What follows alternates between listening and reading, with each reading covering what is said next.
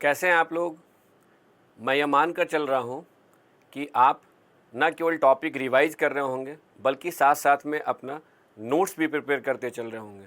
आज हम लोग पहले लास्ट लेक्चर में डिस्कस किए गए टॉपिक को ध्यान में रखते हुए स्लाइड के माध्यम से रिवाइज करते हैं। उसके बाद ही एक इम्पॉर्टेंट टॉपिक है जिसको आप कह सकते हैं फंडामेंटल लेवल का ही टॉपिक है, जो अब तक डिस्कस किए गए टॉपिक के आधार पर आपको समझना है। यानी आज के लेक्चर में हमें यह देखना है कि आखिरकार वर्षन की जो प्रक्रिया होती है वह क्यों होती है, उसके पीछे कौन कौन से कंडीशंस का होना आवश्यक है। साथ में हम ये भी समझने का प्रयास करेंगे कि वर्षन कितने प्रकार से होता है और वर्षन का वितरण कैसे, यानी पृथ्वी की सतह पर कहाँ पर वर्षा कितनी मात्रा में या कैसे होती है। तो चलिए सबसे पहले हम लोग स्लाइड के माध्यम से लास्ट लेक्चर के कुछ इंपॉर्टेंट पॉइंट्स को रिवाइज करते हैं। तो वायुमंडलीय दाब के बारे में आप बहुत कुछ समझ चुके हैं, जान चुके हैं। उसे ही ध्यान में रखते हुए अब एक एक स्टेटमेंट को हम अपने ढंग से समझते हैं। तो पहला स्टेटमेंट है कि पृथ्वी की सतह पर प्रति इकाई क्षेत्र में वायुमंडल की समस्त परतों के पड़ने वाले समस्त भार को वायु दाब कहते हैं। तो यहाँ देखिए जो सबसे इम्पॉर्टेंट पॉइंट है पृथ्वी की सतह। तो यहाँ पृथ्वी की सतह का तात्पर्य केवल समुद्र की सतह से नहीं है, बल्कि वह स्थल मंडल पर मैदानी क्षेत्र भी हो सकता है, पठारी क्षेत्र भी हो सकता है, पर्वतीय क्षेत्र भी हो सकता है। और जैसा कि आप जानते हैं कि वायुमंडल में जो गैस है वह अपने आप में वो भी क्या है, एक प्रकार के भौतिक वस्तु हैं, उनका भी अपना भार होता है। तो वायुमंडल में उपस्थित गैसों के द्वारा प्रति इकाई क्षेत्र में लगने वाले बल को अगर हम दाब कहते हैं तो इस आधार पर कह सकते हैं कि वायुमंडलीय दाब का संबंध किससे है, वायुमंडल की समस्त परतों के पड़ने वाले समस्त भार को वायु दाब कहते हैं। तो स्टेटमेंट से क्लियर है।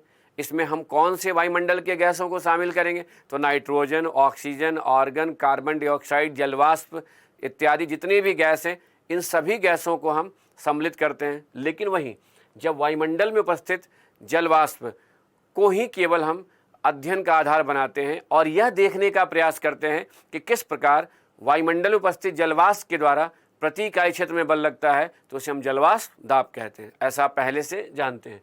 नेक्स्ट स्टेटमेंट पर ध्यान दीजिए। ऊंचाई के साथ वायुमंडल के विरल होने के कारण, तो ऊंचाई के साथ वायुमंडल क्यों विरल होता है, क्योंकि गुरुत्वाकर्षण बल के प्रभाव में कमी आती है। और सीधी सी बात है, जब वायुमंडल विरल होगा तो गैसों की सघनता में कमी आएगी।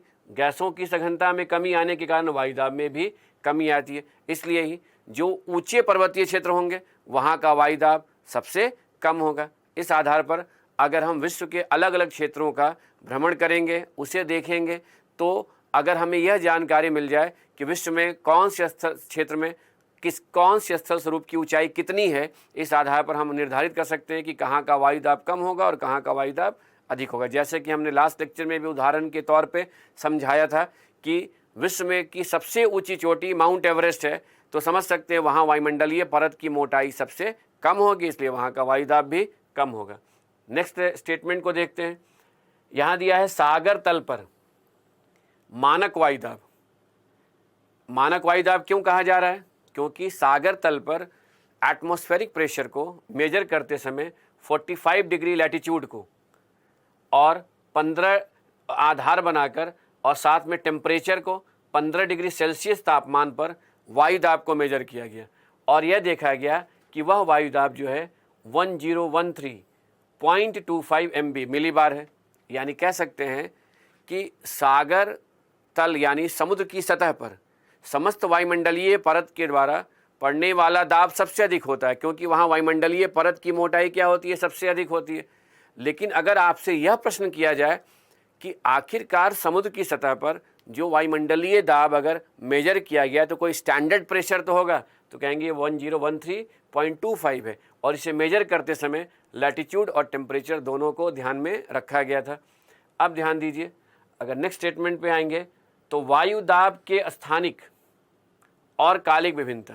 स्थानिक का मतलब है कि अगर एक ही समय हम एक स्थान से दूसरे स्थान पर जाएंगे तो क्षैतिज तल पर भी वायुदाब में परिवर्तन होता है, और कालिक का यहाँ तात्पर्य है कि एक ही स्थान पर समय में परिवर्तन के साथ भी वायुदाब में परिवर्तन होता है।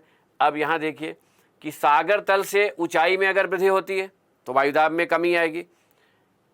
वायुमंडलीय तापमान, तो सीधी सी बात है, जहाँ वायु गर्म होगी, फैलाव होगा, आयतन बढ़ेगा, वहाँ वायुदाब में कमी आ सकती है। साथ में अगर जहाँ वायु ठंडी होगी, भारी होगी, वहाँ वायुदाब बढ़ सकता है। तो वायुमंडलीय तापमान का भी वायुदाब के स्थानिक और कालिक विभिन्नता से संबंध है।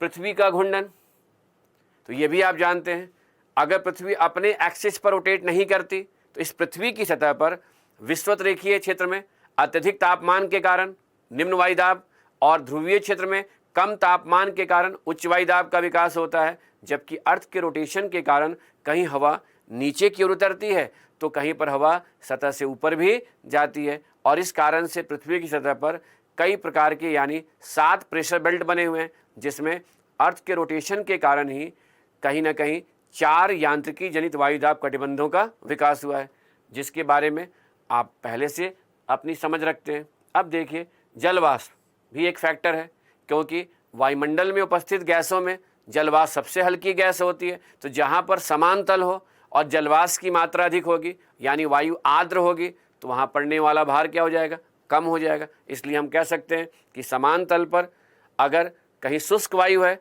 जलवाष्प की मात्रा कम है, तो वहाँ का वायुदाब अधिक होगा, और जहाँ आर्द्र वायु है, जलवाष्प की मात्रा अधिक है, यानी हल्की अगर वायु की मात्रा अधिक है, तो ऐसे में जलवाष्प दाब क्या हो जाएगा, कम हो जाएगा। ये भी आप जानते हैं। पवन संचार, चलने वाली हवाओं के कारण भी वायुदाब में परिवर्तन होता है। जैसा कि आपने समझा या देखा कि जहाँ पर गर्म और ठंडी हवाएं मिलती हैं, तो जो हल्की वायु होती है वो यानी गर्म वायु हल्की होने के कारण ऊपर जाती है, और ऐसे में वहाँ प्रेशर कम होने लगता है। और वहीं पर जहाँ पर ठंडी वायु सतह पर आती है, वहाँ प्रेशर बढ़ने लगता है। इस प्रकार के वायुदाब में होने वाले कालिक परिवर्तन को आपने कहाँ देखा था, उपध्रुवीय क्षेत्र में। अब देखिए, यानी पवन संचार का भी प्रभाव पड़ता है।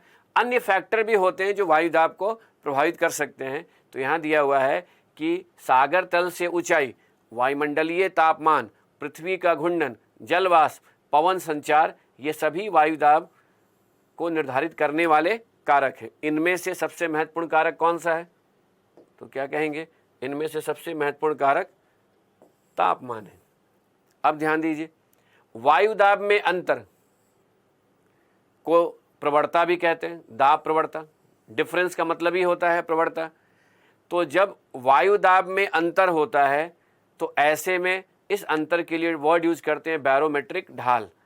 तो यहाँ ध्यान दीजिए कि सपोज कीजिए कि यदि किसी क्षेत्र में वायुमंडलीय दाब अधिक है, यानी वायुमंडलीय परत की मोटाई अधिक है, तो ऐसे में वहाँ उच्च वायुदाब होगा, और जहाँ वायुमंडलीय परत की मोटाई कम है वहाँ निम्न वायुदाब होगा। तो ये प्रेशर डिफरेंस हो गया और एक स्लोप बन गया।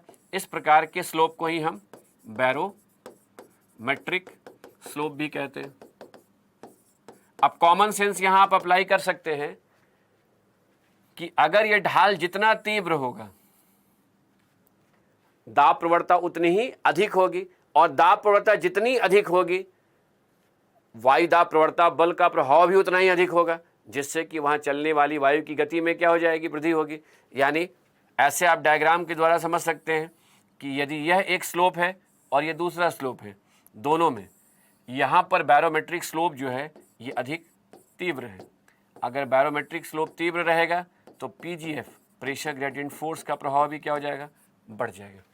तो कुल मिलाकर इस स्टेटमेंट से हम ये समझ सकते हैं कि जहाँ पर बैरोमेट्रिक ढाल अगर कहा जाए तीव्र होता है, वहाँ वायुदाब में अंतर के कारण वायुदाब प्रवणता बल के प्रभावशाली होने से वायु में गति भी क्या हो जाती है, बढ़ जाती है। अब देखिए, दाब प्रवणता के कारण यानी प्रेशर डिफरेंस के कारण उत्पन्न दाब प्रवणता बल, प्रेशर ग्रेडियंट फोर्स, वायु की गति और वायु की दिशा को निर्धारित करता है। तो इस स्टेटमेंट की भी आपको समझ है कि वायु की गति का दाब प्रवणता बल से सीधा संबंध होता है, और जैसे जैसे दाब प्रवणता बल प्रभावशाली होती जाता है, वायु की गति में भी वृद्धि होती जाती है। वहीं दाब प्रवणता बल की दिशा उच्च वायुदाब से निम्न वायुदाब की ओर होती है, इसलिए वायु की दिशा भी उच्च वायुदाब से निम्न वायुदाब की ओर होती है। इस आधार पर ही हम कह सकते हैं कि दाब प्रवणता बल वायु की गति और वायु की दिशा दोनों को निर्धारित करता है। अब देखिए, दाब प्रवणता के अधिक होने पर समदाब रेखाएं सघन होती है। यहाँ ये एक इम्पॉर्टेंट कॉन्सेप्ट है जिसे आपको समझना है कि आखिरकार दाब प्रवणता के अधिक होने पर समदाब रेखाएं सघन कैसे होती हैं। तो इमेजिन कीजिए कि अगर स्लोप, ढाल अगर तीव्र होगा तो एक आम आदमी भी इस कॉन्सेप्ट को समझ सकता है, ऑब्जर्वेशन को अगर महत्व देगा तो, कि अगर कहीं पर भी जहाँ स्लोप होता है वहाँ पर स्टेप्स, सीढ़ियाँ बनाई जाती हैं जिससे कि ढाल की तीव्रता कम हो जाए। तो जहाँ पर स्लोप यानी ढाल की तीव्रता अधिक होती है वहाँ पर सीढ़ियों की संख्या क्या होती जाती है, ऐसे बढ़ती जाती है। और जहाँ पर ढाल जितना तीव्र होगा सीढ़ियों की संख्या उतनी ही क्या होती जाएगी, बढ़ती जाएगी। अब यहाँ समझना है कि जिस प्रकार किसी भी बिल्डिंग में अगर मल्टी स्टोरी बिल्डिंग हो और वहाँ पर ऊंची मंजिल से आप अगर नीचे की ओर आ रहे हैं तो कहीं ना कहीं तीव्र ढाल होने पर कम कम दूरी पर आपको सीढ़ियाँ बनाई जाएंगी और कई सीढ़ियों से होते हुए आपको फिर अपर फ्लोर से नीचे की ओर यानी ऊपर की मंजिल से नीचे की ओर आना होगा। ठीक उसी प्रकार से अगर बैरोमेट्रिक स्लोप यानी दाब प्रवणता के अधिक होने के कारण बैरोमेट्रिक स्लोप तीव्र हो जाता है तो जो समदाब रेखाएं होती हैं, समान दाब को मिलाने वाली रेखाएं जो होती हैं वो सघन होती जाती है। तो जो मौसम वैज्ञानिक होते हैं वो क्या करते हैं, वह समदाब रेखाओं की सघनता के आधार पर यह स्पष्ट करते हैं कि किस प्रकार प्रेशर डिफरेंस अधिक हो रहा है या कम हो रहा है। क्योंकि आम आदमी वो प्रेशर डिफरेंस को नहीं समझ पाएगा तो कह सकते हैं वेदर चार्ट की सहायता से मौसम वैज्ञानिक एक क्षेत्र से दूसरे क्षेत्र में किस प्रकार वायु दाब में प्रवणता है उसे भी स्पष्ट करने के लिए ऐसे समदाब रेखाओं को की सहायता लेते हैं, या किसी एक ही क्षेत्र में किस प्रकार से डिफरेंस बढ़ रहा है या घट रहा है उसे भी समझाने के लिए वो वेदर चार्ट बनाते हैं। और उसमें जब वो समदाब रेखाओं को दिखाते हैं तो उसे सघन या एक दूसरे से दूर दिखाते हैं। यानी एक फॉर्मूला को हमेशा ध्यान रखिएगा कि सममान रेखाएं जो होती हैं, आइसोलाइंस, चाहे वो समताप रेखाएं हों, चाहे वो समदाब रेखाएं हों, चाहे वह समुच्च रेखाएं हों, समान ऊंचाई और ढाल को मिलाने वाली रेखाएं हों, यानी किसी भी इक्वल वैल्यू को मिलाने वाली रेखाओं की जो सघनता होती है, अगर सममान रेखाओं की अगर सघनता बढ़ती जा रही है इसका अर्थ ये है कि वहाँ प्रवणता यानी डिफरेंस क्या होता जा रहा है, बढ़ता जा रहा है। इस आधार पर कहेंगे कि प्रवणता के अधिक होने पर सममान रेखाओं की सघनता बढ़ती जाती है। यानी फॉर्मूला बना सकते हैं कि सममान रेखाओं की सघनता का डिफरेंस से, ग्रेडियंट से या प्रवणता से सीधा संबंध होता है। ये एक इंपॉर्टेंट पॉइंट है। तो इससे क्या आप समझ रहे हैं कि अगर टेम्परेचर डिफरेंस अधिक होगा तो समताप रेखाएं पास पास होंगी, इसी प्रकार प्रेशर डिफरेंस अधिक होगा तो समदाब रेखाएं पास पास होंगी, और वहीं अगर ढाल की तीव्रता अधिक होगी तो समुच्च रेखाएं पास पास होंगी। यहाँ हम लोग चूंकि टॉपिक डिस्कस कर रहे हैं वायुमंडलीय दाब, तो यहाँ इसे अगर हम आधार बनाएं तो जैसे जैसे प्रेशर डिफरेंस बढ़ता जाएगा वैसे वैसे समदाब रेखाएं पास आती जाएंगी, और जैसे जैसे समदाब रेखाएं पास आती जा रही है तो इससे यह स्पष्ट हो रहा है कि दाब प्रवणता बल के प्रभावशाली होने के कारण वहाँ वायु की गति में भी क्या होती जाएगी, वृद्धि होती जाएगी। तो यह एक इम्पॉर्टेंट पॉइंट था कि दाब प्रवणता के सघन होने पर यानी दाब प्रवणता के सघन होने पर समदाब रेखाएं सघन होती है, जिससे दाब प्रवणता बल के प्रभावशाली होने पर वायु की गति में भी वृद्धि होती है। क्योंकि दाब प्रवणता के कारण उत्पन्न बल को हम दाब प्रवणता बल कहते हैं, और दाब प्रवणता बल के कारण ही वायु की गति में वृद्धि होती है। अब देखिए लास्ट स्टेटमेंट को यहाँ देखते हैं। दाब प्रवणता बल की दिशा उच्च वायुदाब से निम्न वायुदाब की ओर समदाब रेखाओं के लंबवत होती है। तो हमेशा ध्यान रखिएगा, कोई भी फोर्स अगर कार्य कर रहा है और जो आइसो लाइन्स हैं, यानी आइसो लाइन्स के हमेशा बल जो होगा वो परपेंडिकुलर कार्य करेगा। इसी प्रकार समदाब रेखाएं अगर पश्चिम से पूर्व की ओर है तो दाब प्रवणता बल या तो दक्षिण से उत्तर की ओर या उत्तर से दक्षिण की ओर समदाब रेखाओं के परपेंडिकुलर होगा। तो ये भी स्टेटमेंट आप पहले से जानते थे, यहाँ आपने केवल क्या किया, उसे रिकैप किया, रिवाइज किया। अब चलते हैं नेक्स्ट स्टेटमेंट को देखते हैं। यह स्लाइड वायुदाब कटिबंध से संबंधित है और कटिबंध का शाब्दिक अर्थ दो अक्षांश रेखाओं के मध्य स्थित क्षेत्र। तो दो अक्षांश रेखाओं के मध्य स्थित क्षेत्र कहीं पर हो सकता है वायुदाब कम हो तो कहीं अधिक हो। ये कम और अधिक की जब भी हम बात करते हैं तो ये रिलेटिव टर्म है। तो अगर कहते हैं वायुदाब निम्न वायुदाब कटिबंध है तो हमें यह भी देखना होता है किसकी तुलना में निम्न वायुदाब कटिबंध है। तो चलिए समझते हैं इस स्लाइड के माध्यम से कि क्या क्या इंपॉर्टेंट पॉइंट है जिन्हें हमें आगे भी ध्यान में रखना चाहिए। तो विश्वत रेखीय निम्न वायुदाब, निम्न वायु की पेटी का विस्तार भूमध्य रेखा के दोनों ओर 5 डिग्री अक्षांशों तक मिलता है। ठीक है, अब देखिए, एक तरीका है कि आप डायग्राम बनाकर टेक्स्ट को समझने का प्रयास करें। दूसरा है, अगर आपको लगे कि आपका कॉन्सेप्ट क्लियर हो चुका है तो आप इमेजिन कीजिए कि विश्वत रेखीय निम्न वायुदाब की पेटी की बात कर रहा है और इमेजिन कीजिए कि अच्छा 0 डिग्री से लेकर 5 डिग्री के बीच की बात कर रहा है। तो 0 डिग्री से 5 डिग्री चाहे तो नॉर्थ हो या 5 डिग्री साउथ हो, यहीं पर इक्वेटोरियल लो प्रेशर बेल्ट बनता है। अब ये समझिएगा कि अगर जैसे आपने ये डायग्राम को इमेजिन किया तो साथ में ये भी सोचिए कि विश्वत रेखीय निम्न वायुदाब कटिबंध का विकास 5 डिग्री नॉर्थ से लेकर 5 डिग्री साउथ के बीच में कब बनेगा? इक्विनॉक्स के समय बनेगा। क्यों बनेगा? क्योंकि इक्विनॉक्स के समय ही विश्वत रेखा पर सूर्य की किरण सीधी पड़ती है और उसी समय विश्वत रेखा के आसपास का तापमान अपेक्षाकृत अधिक होता है। और आप यह भी जानते हैं कि सर्वाधिक तापमान वाले स्थानों को मिलाने वाली समताप रेखा को तापीय विश्वत रेखा कहते हैं। तो जब विश्वत रेखा के पास तापीय विश्वत रेखा होगी तभी तो वहाँ से संवहन तरंग के रूप में गर्म वायु का आरोहण होगा और ऐसे में सतह पर लो प्रेशर बनेगा। तो यह जो स्टेटमेंट है, यह स्टेटमेंट इक्विनॉक्स, एक इक्विनॉक्स के कंडीशन के लिए एप्लीकेबल है, यानी उस संदर्भ में सही है और एक आइडियल कंडीशन है। और उसी आइडियल कंडीशन को ध्यान में रखकर हम वायुदाब कटिबंध का अध्ययन करते हैं। अब देखिए, परंतु यह स्थिति स्थायी नहीं होती है। क्यों नहीं होती है?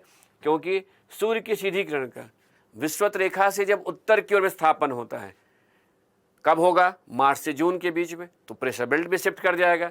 और सूर्य की सीधी किरण का जब सितंबर से दिसंबर के बीच में दक्षिणायन होता है, साउथ की ओर शिफ्टिंग होता है, तो ऐसे में कहीं ना कहीं तापीय विश्वत रेखा के साथ प्रेशर बेल्ट का भी शिफ्टिंग होगा। इसलिए यह स्थिति क्या होती है? अस्थायी नहीं होती है।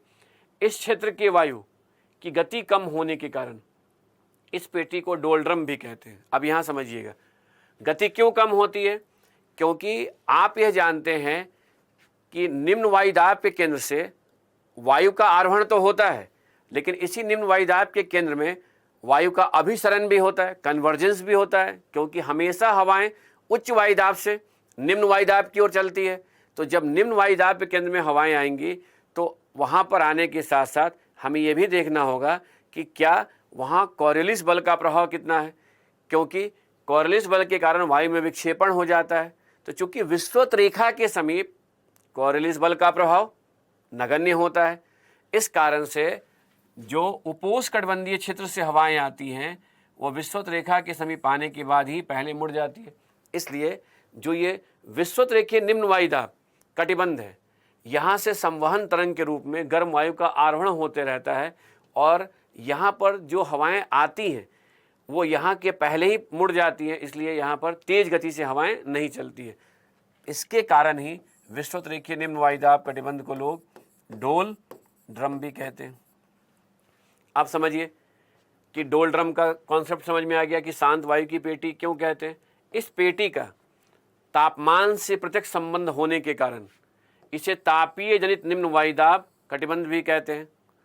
तो यह भी आप जानते हैं कि विषुवत रेखीय क्षेत्र में अधिक तापमान होने के कारण ही संवहन तरंग के रूप में गर्म वायु का आरोहण होता है, जिससे लो प्रेशर डेवलप होता है। तो ये बात तो सही है कि यह एक थर्मली इंड्यूस्ड प्रेशर बेल्ट भी है। अब आ जाइए, विषुवत रेखा से अगर हम ध्रुवों की ओर जाएंगे तो जो नेक्स्ट प्रेशर बेल्ट मिलेगा वह है उपोष्ण कटिबंधीय उच्च वायुदाब की पेटी का विस्तार दोनों गोलार्धों में 30 से 35 डिग्री अक्षांशों के मध्य पाया जाता है।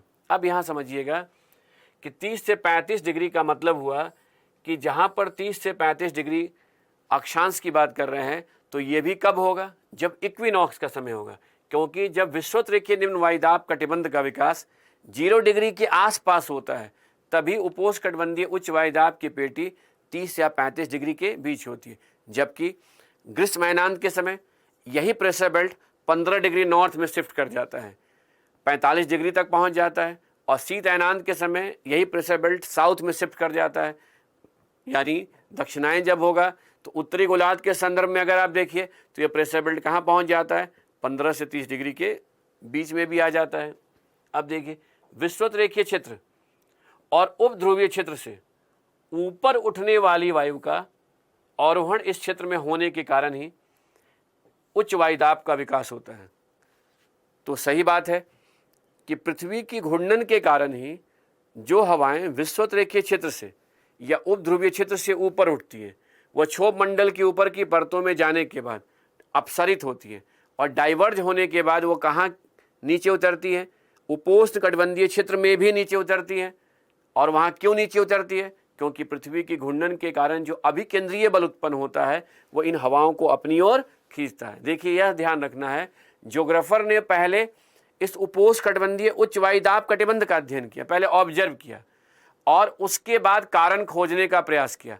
जब तक विज्ञान को भूगोल में उस स्तर पे अप्लाई नहीं किया जाता था, तब तक यह कहा जाता था कि यह जो है 0 डिग्री से जब हम पोल की तरफ जाते हैं तो यहाँ पर जो अक्षांशीय त्रिज्या है उसके कम होने के कारण जितनी हवा विषुवत रेखीय क्षेत्र में है उतनी हवा यहाँ कम क्षेत्र में, इसलिए यहाँ उच्च वायुदाब का विकास होता है। ये था अनुभव के आधार पर पहले उपोष्ण कटिबंधीय उच्च वायुदाब के विकास की व्याख्या भूगोलवेत्ता कुछ इसी प्रकार से करते थे। लेकिन जब ऊपरी वायुमंडलीय परिसंचरण की समझ हो गई, विज्ञान के क्षेत्र में नई तकनीकों का विकास हो गया, तब जाकर जो है यह स्पष्ट हुआ कि नहीं, पृथ्वी के उपोष्ण कटिबंधीय क्षेत्र में जो हवा सतह की ओर आती है वो ऊपर से सतह की ओर आ रही है। फिर यहाँ साइंस अप्लाई किया गया और कहा गया कि इसके पीछे कारण है अर्थ के रोटेशन के द्वारा उत्पन्न अभिकेंद्रीय बल, जो पहले यानी लास्ट लेक्चर में हमने क्लियर भी किया था। अब देखिए, इसलिए अगर आपसे कहा जाए कि उपोष्ण कटिबंधीय उच्च वायुदाब कटिबंध जो है वह किस प्रकार का कटिबंध होगा, तो यांत्रिकी जनित वायुदाब कटिबंध होता है, क्योंकि इसके विकास में तापमान की प्रत्यक्ष भूमिका नहीं होती है। नेक्स्ट स्टेटमेंट को देखते हैं। इस पेटी को अश्व अक्षांश भी कहा जाता है, हॉर्स लैटिट्यूड भी कहा जाता है। अब इसके पीछे कोई वैज्ञानिक तर्क नहीं है, ये सिर्फ अनुभव के आधार पर लोग इस तरह का नाम दिए। माना यह जाता है कि जब यूरोप से जो जलयानें एशिया की तरफ आती थी तो उन्हें वो तो उच्च अक्षांश से ऐसे निम्न अक्षांश की ओर पहले आती थी, और जब वही जलयानें वापस लौटती थी तो चूँकि वह एशिया की तरफ आने का उद्देश्य था व्यापार करना, यहाँ से उन्हें रॉ मटेरियल को लेकर जाना होता था, तो जब वो एशिया से रॉ मटेरियल लेकर वापस जो लौटती थी तो जलयानों का भार अधिक हो जाता था, और जो सन्मार्गी पवन व्यापारिक पवन है वो इन जलयानों के आगे बढ़ने में बाधा उत्पन्न करती थी। क्यों बाधा उत्पन्न करती थी? क्योंकि जलयानी अब किधर से जा रही है? विषुवत रेखीय क्षेत्र से उच्च अक्षांश की ओर जा रही है, और सन्मार्गी पवन किधर से चलती है? उपोष्ण कटिबंधीय क्षेत्र से विषुवत रेखीय क्षेत्र की ओर। तो जलयानों को सन्मार्गी पवन के विपरीत दिशा में चलना पड़ता था, जिसके कारण जब इनके आगे बढ़ने में यह पवन बाधा उत्पन्न करती थी तो यह जलयान के भार को कम करने के लिए इनके पास 3 विकल्प होता था। या तो ये खुद ही समुद्र में जंप लगा ले, जो व्यापारी आते थे, या कच्चे माल को समुद्र में फेंक दें, या वो अपने साथ जिन घोड़ों को लेकर आते थे उन्हें समुद्र में फेंक दे। तो ये क्या करते थे, जलयानों के भार को कम करने के लिए जो पहले व्यापार के उद्देश्य से घोड़ों को लेकर आते थे उन्हें समुद्र में फेंकना प्रारंभ कर देते थे, जिससे कि आगे बढ़ने में उन्हें कम से कम बाधाएं हो सके। और इसी कारण से कहीं ना कहीं आप कह सकते हैं कि उपोष्णकटिबंधीय क्षेत्र को हॉर्स लैटिट्यूड का नाम दिया गया। अब देखिए, उपध्रुवीय निम्न वायुदाब की पेटी का विस्तार दोनों गोलार्धों में 60 से 65 डिग्री अक्षांशों के मध्य होता है।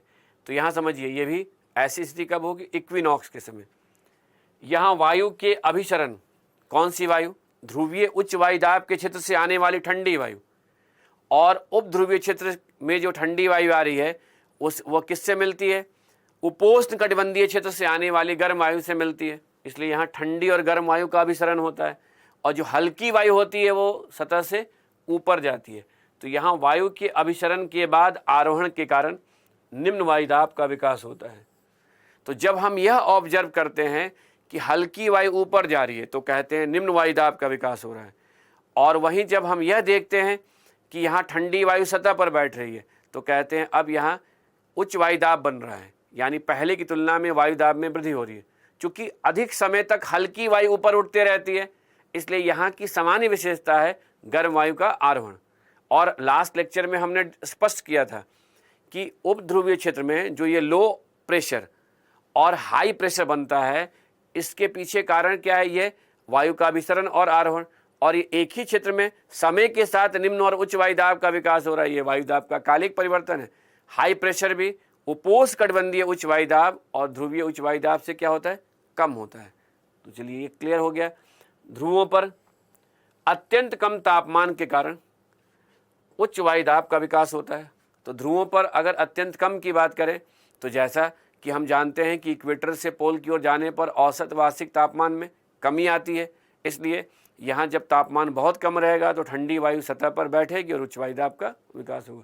तो देखिए, हम लोगों ने कुछ भी नहीं किया। अगर एक बार आपका कॉन्सेप्ट क्लियर रहेगा तो आपके सामने कोई भी स्टेटमेंट आएगा, आप आसानी से चाहेंगे उस स्टेटमेंट को पढ़ कर समझ सकते हैं। लेकिन हमेशा ध्यान रखना है, जो स्टेटमेंट दिया गया है उसमें जितने भी इंपॉर्टेंट कीवर्ड्स हैं उनको समझकर इलाबरेट करने का भी कोशिश कीजिएगा, यानी अपने अंदर डेरिवेटिव स्किल को डेवलप करते रहिएगा, कंपैरिजन भी करते रहिएगा। ऐसा अगर करेंगे तभी मैटर को या किसी भी नोट्स को पढ़ने का कोई लाभ होगा। क्योंकि पीसीएस में तो सीधे स्टेटमेंट आते हैं, लेकिन जब आप यूपीएससी यानी आईएएस लेवल के क्वेश्चन को सॉल्व करेंगे तो कई बार पीटी के क्वेश्चन को सॉल्व करते समय आपको वहाँ डेराइव करना पड़ेगा, सॉल्व करना पड़ेगा क्वेश्चन। तो ये टेक्निक को डेवलप करने के लिए आपको कुछ इसी प्रकार से रिवाइज करते चलना है। तो चलिए नेक्स्ट स्लाइड को लेते हैं और देखते हैं कि यहाँ कितने पॉइंट्स को आप समझ पा रहे हैं। इसका संबंध है कोरियोलिस बल से, और कोरियोलिस बल के बारे में जो पहला स्टेटमेंट दिया गया है वह है पृथ्वी की घूर्णन के द्वारा उत्पन्न विक्षेपक बल को, यानी डिफ्लेक्टिव फोर्स को कोरियोलिस बल कहते हैं। तो इसे विक्षेपक बल के उत्पन्न होने का कारण अर्थ का रोटेशन है, और इस बल के प्रभाव से वायु की दिशा में परिवर्तन होता है। तो इसे विक्षेपक बल क्यों कहते हैं, क्योंकि इससे वायु की दिशा में परिवर्तन होता है, इससे वायु की गति में कोई परिवर्तन नहीं होता है। तो दो प्रकार के बल होते हैं, एक होते हैं जनरेटिंग फोर्स जिससे गति उत्पन्न होती है, और एक होते हैं डिफ्लेक्टिव फोर्स। तो कोरियोलिस बल एक प्रकार का डिफ्लेक्टिव फोर्स है। नेक्स्ट स्टेटमेंट को देखते हैं। यहाँ लिखा है कि कोरियोलिस बल क्षैतिज रूप से गतिमान पवन के समकोण पर कार्य करता है। तो देखिए, कोरियोलिस बल किसी भी गतिशील वस्तु पर समकोण दिशा में कार्य करता है। ठीक है, यहाँ पवन की बात कर रहे हैं क्योंकि हम इस बल का अध्ययन वायुमंडलीय परिसंचरण के संदर्भ में कर रहे हैं। तो अगर दाब प्रवणता बल की जो भी दिशा होगी उसके परपेंडिकुलर कौन सा बल कार्य करता है, कोरियोलिस फोर्स। अगर पीजीएफ इधर कार्य कर रहा है तो ऐसे में कोरियोलिस बल इसके 90 डिग्री एंगल पर काम करेगा, और इन दोनों के रिजल्टेंट के कारण हवा का जो है उत्तरी गोलार्ध में किधर विक्षेपण हो जाता है, दाईं ओर, और दक्षिणी गोलार्ध में बाईं ओर। ठीक है, ये सब आगे और भी डिटेल में समझते हुए हमें बढ़ना है। फिलहाल यहाँ तक की बात स्पष्ट हो जानी चाहिए। अब देखिए यहाँ दिया है कि कॉरियोलिस बल का वायु की गति और अक्षांशीय जिया से सीधा संबंध होता है। यानी कॉरियोलिस बल का कब वायु की गति से सीधा संबंध होगा? जब हम लैटिट्यूड को कांस्टेंट मान लेते हैं। यानी वायु की गति में जैसे जैसे वृद्धि होती जाएगी कॉरियोलिस बल का प्रभाव बढ़ता जाएगा और चलने वाली वायु में विक्षेपण होता जाएगा। आप चाहें तो इसे एक्सपेरिमेंट करके भी देख सकते हैं, अपने पर भी अप्लाई कर सकते हैं। एक खुले मैदान ओपन फील्ड में चले जाइए और वहाँ आँख बंद करके तेज रफ्तार से अगर दौड़ना शुरू करेंगे तो आप यह पाएंगे कि कुछ दूरी तक दौड़ने के बाद कि आप जिस दिशा में जा रहे थे उससे दाईं ओर मुड़ गए। लेकिन ध्यान रखिएगा, अपने साथ किसी एक और व्यक्ति को रखिएगा, क्योंकि ऐसा ना हो कि आप तेज़ रफ्तार से दौड़ते हुए जाना कहीं और था, पहुँच कहीं और गए। और इसी प्रकार से अगर आप चाहें तो आप अगर क्रिकेट का शौक़ रखते होंगे, क्रिकेट मैच देखते होंगे, तो कहीं ना कहीं जब बॉलर को बॉल हवा में स्विंग कराना होता है तो अपने बॉल की रफ्तार को तेज़ करते हैं। लेकिन कहाँ तेज़ करते हैं? जहाँ पर निम्न अक्षांशीय प्रदेश होता है। लेकिन अगर वही बॉलर इक्वेटर के आसपास चाहे कितनी भी तेज़ रफ्तार से बॉल फेंके, वहाँ पर उस बॉल की दिशा में विक्षेपण नहीं होगा, क्योंकि इक्वेटर के समीप अक्षांशीय जिया के नगण्य होने के कारण कॉरियोलिस बल का प्रभाव भी क्या होता है? नगण्य होता है। अब देखिए, यानी अपवाद क्या है कि 0 डिग्री पर चाहे गति किसी भी वस्तु की कितनी क्यों ना हो, वहाँ कॉरियोलिस बल क्या होता है? 0 होता है। और कॉरियोलिस बल का अक्षांशीय जिया से सीधा संबंध कब होता है? साइन थीटा से, जब हम वायु की गति को कांस्टेंट मान लेते हैं। इसलिए इक्वेटर से अगर हम पोल की ओर जाते हैं तो कॉरियोलिस बल का प्रभाव क्या होता जाता है? बढ़ता जाता है। तो दोनों फार्मूला को पहले भी डिस्कस किए थे, यहाँ फिर रिव्यू कर लिए, और इसी आधार पर हम लोग कह सकते हैं कि वायु की गति में परिवर्तन के कारण कॉरियोलिस बल का प्रभाव अधिक और कम हो सकता है, लेकिन कॉरियोलिस बल के कारण वायु की गति में कोई परिवर्तन नहीं होता। अर्थात कॉरियोलिस बल क्या हो सकता है? कॉरियोलिस बल प्रभाव हो सकता है, कारण वायु की गति में परिवर्तन का नहीं हो सकता है। चलिए नेक्स्ट स्टेटमेंट को देखते हैं। फेरेल का नियम, जिस दिशा में पवन प्रवाहित हो रही हो, यदि उस दिशा में आप फेस करके खड़े हो जाएं तो वायु की दिशा में उत्तरी गोलार्ध में दाहिनी ओर, यानी वायु की दिशा उत्तरी गोलार्ध में दाहिनी ओर और दक्षिणी गोलार्ध में बाईं ओर मुड़ जाती है। तो फेरेल जो थे यह एक वैज्ञानिक थे। उन्होंने कहा कि अगर जिस दिशा में हवा चल रही है, अगर उस दिशा में आप फेस करते हैं, आप ऑब्जर्वर होते हैं, तो यदि आप उत्तरी गोलार्ध में तो आप ये पाएंगे कि हवा उत्तरी गोलार्ध में आपसे दाईं ओर मुड़ रही है, राइट साइड में। अगर वही आप दक्षिणी गोलार्ध में रहेंगे तो ये हवा बाईं ओर मुड़ जाती है। तो ये उत्तरी और दक्षिणी गोलार्ध का संदर्भ जो है ये डायरेक्शन के वो में है, क्योंकि दक्षिणी गोलार्ध में जाने के बाद जो है अर्थ के रोटेशन का संदर्भ भी क्या हो जाता है? बदल जाता है। अब देखिए, यानी ये जो स्टेटमेंट है, इस स्टेटमेंट का संबंध फेरेल के नियम से है। अब देखिए, वहीं बाइज बैलेट का भी नियम है। तो बाइज बैलेट जो है उनका जो नियम है, उन्होंने कहा कि जिस दिशा में वायु प्रवाहित हो रही है, यदि उस दिशा में हम फेस करके मुंह करके खड़ा हो जाए तो उत्तरी गोलार्ध में निम्न वायुदाब बाईं ओर तथा दक्षिणी गोलार्ध में दाहिनी ओर होगा। अब इस स्टेटमेंट को थोड़ा समझना होगा। तो देखिए, मान लीजिए कि एक उच्च वायुदाब का केंद्र है। केंद्र क्यों कह रहे हैं? कि एक स्थानीय स्तर पर जहां वायु का अवरोहण हो रहा है और वायु की सघनता में वृद्धि होने के कारण उच्च वायुदाब में वृद्धि हो रही है, तो एक सेंटर बनेगा। और इस उच्च वायुदाब के केंद्र से अगर आप दूर जाते हैं तो वायुदाब में कमी आएगी।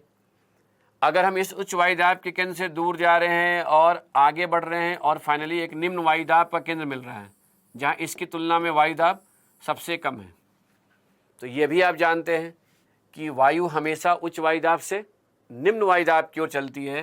तो इस आधार पर कहेंगे कि अगर ये पीजीएफ है तो फेरेल का नियम क्या कह रहा है कि वायु की दिशा उत्तरी गोलार्ध में ऐसे क्लॉकवाइज डायरेक्शन में होती है। अब सोचिए, अगर ये वायु उच्च वायुदाब से चल रही है और आप ऑब्जर्वर हैं तो ये आपका राइट साइड होगा और ये लेफ्ट साइड होगा, क्योंकि जब आप ऑब्जर्व करेंगे तो जब हवा ऐसे दाईं ओर मुड़ेगी तो निम्न वायुदाब किधर नजर आएगा? आपके बाईं ओर। तो उत्तरी गोलार्ध में उच्च वायुदाब के केंद्र से चलने वाली वायु को अगर आप ऑब्जर्व करेंगे, देखेंगे, उधर फेस करेंगे, तो उसके बाईं ओर आपको निम्न वायुदाब का केंद्र मिलेगा। इसीलिए कहा जाता है कि जब उच्च वायुदाब के केंद्र से कोई हवा उत्तरी गोलार्ध में क्लॉकवाइज डायरेक्शन में चलती है तो दाब प्रवणता बल क्या करता है, इसे अपनी ओर खींचता है। यहाँ पीजीएफ निम्न वायुदाब की ओर खींचता है, जिससे कि ये वायु मुड़ जाती है। और जब ये निम्न वायुदाब के केंद्र की ओर जाती है तो इसकी दिशा एंटी क्लॉकवाइज हो जाती है। इसका मतलब क्या हुआ कि उच्च वायुदाब के केंद्र से चलने वाली वायु की दिशा जहाँ उत्तरी गोलार्ध में क्लॉकवाइज होती है, वहीं निम्न वायुदाब के केंद्र में आने वाली वायु की दिशा एंटी क्लॉकवाइज हो जाती है, क्योंकि निम्न वायुदाब हमेशा उच्च वायुदाब के केंद्र से किधर होगा, बाईं ओर होगा। और इस आधार पर हम कह सकते हैं कि जो वायु की दिशा को दाब प्रवणता बल ही निर्धारित करता है, कोरियलिस बल केवल उसके दिशा में विक्षेपण लाता है। तो देखिए बाई-बेलेट लॉ भी आपको क्लियर हो जाना चाहिए। दूसरा डायग्राम आप खुद बनाकर ट्राई कीजिएगा कि दक्षिणी गोलार्ध में एंटी क्लॉकवाइज अगर वायु का डायरेक्शन होगा तो निम्न वायुदाब उसके दाईं ओर हो रहा है या नहीं हो रहा है। तो देखिए कहीं ना कहीं स्लाइड के माध्यम से जब इम्पॉर्टेंट पॉइंट हमारे सामने आए तो बहुत ऐसी बातें हैं जो आप पहले से जानते हैं, और आप ये भी जानते थे कि पवन कहाँ दाईं ओर मुड़ जाती है, बाईं ओर मुड़ जाती है। आपको दो इम्पॉर्टेंट पॉइंट मिला वर्ड, एक फेरेल लॉ और दूसरा बाई-बेलेट लॉ, और दोनों को समझते हुए आप अपने टॉपिक को रिवाइज भी कर लिए, अपने कॉन्सेप्ट को भी बेहतर कर सकते हैं। तो ये एक तरीका है जिसके आधार पर हम लोग इस सेक्शन में क्या कर रहे हैं कि लेक्चर को डिस्कस जब कर रहे हैं तो उस समय स्लाइड को मैं नहीं वहाँ पर रिकैप कर रहा हूँ, आपको समय दे रहा हूँ कि जब आप नेक्स्ट लेक्चर को स्टार्ट कीजिए तब पिछले लेक्चर को आप इम्पॉर्टेंट पॉइंट्स की सहायता से रिकैप कर लीजिए, जिससे कि आने वाले लेक्चर को समझना आपके लिए आसान हो। आपको हेवी लगे वीडियो को वहाँ रोक लीजिए, फिर उसके बाद ब्रेक लेकर फिर आगे बढ़ जाइए और टॉपिक को बिगिन कर लीजिए। तो देखिए आगे अब हम लोग जिस टॉपिक पर विचार करने जा रहे हैं वह टॉपिक है वर्षण, प्रेसिपिटेशन।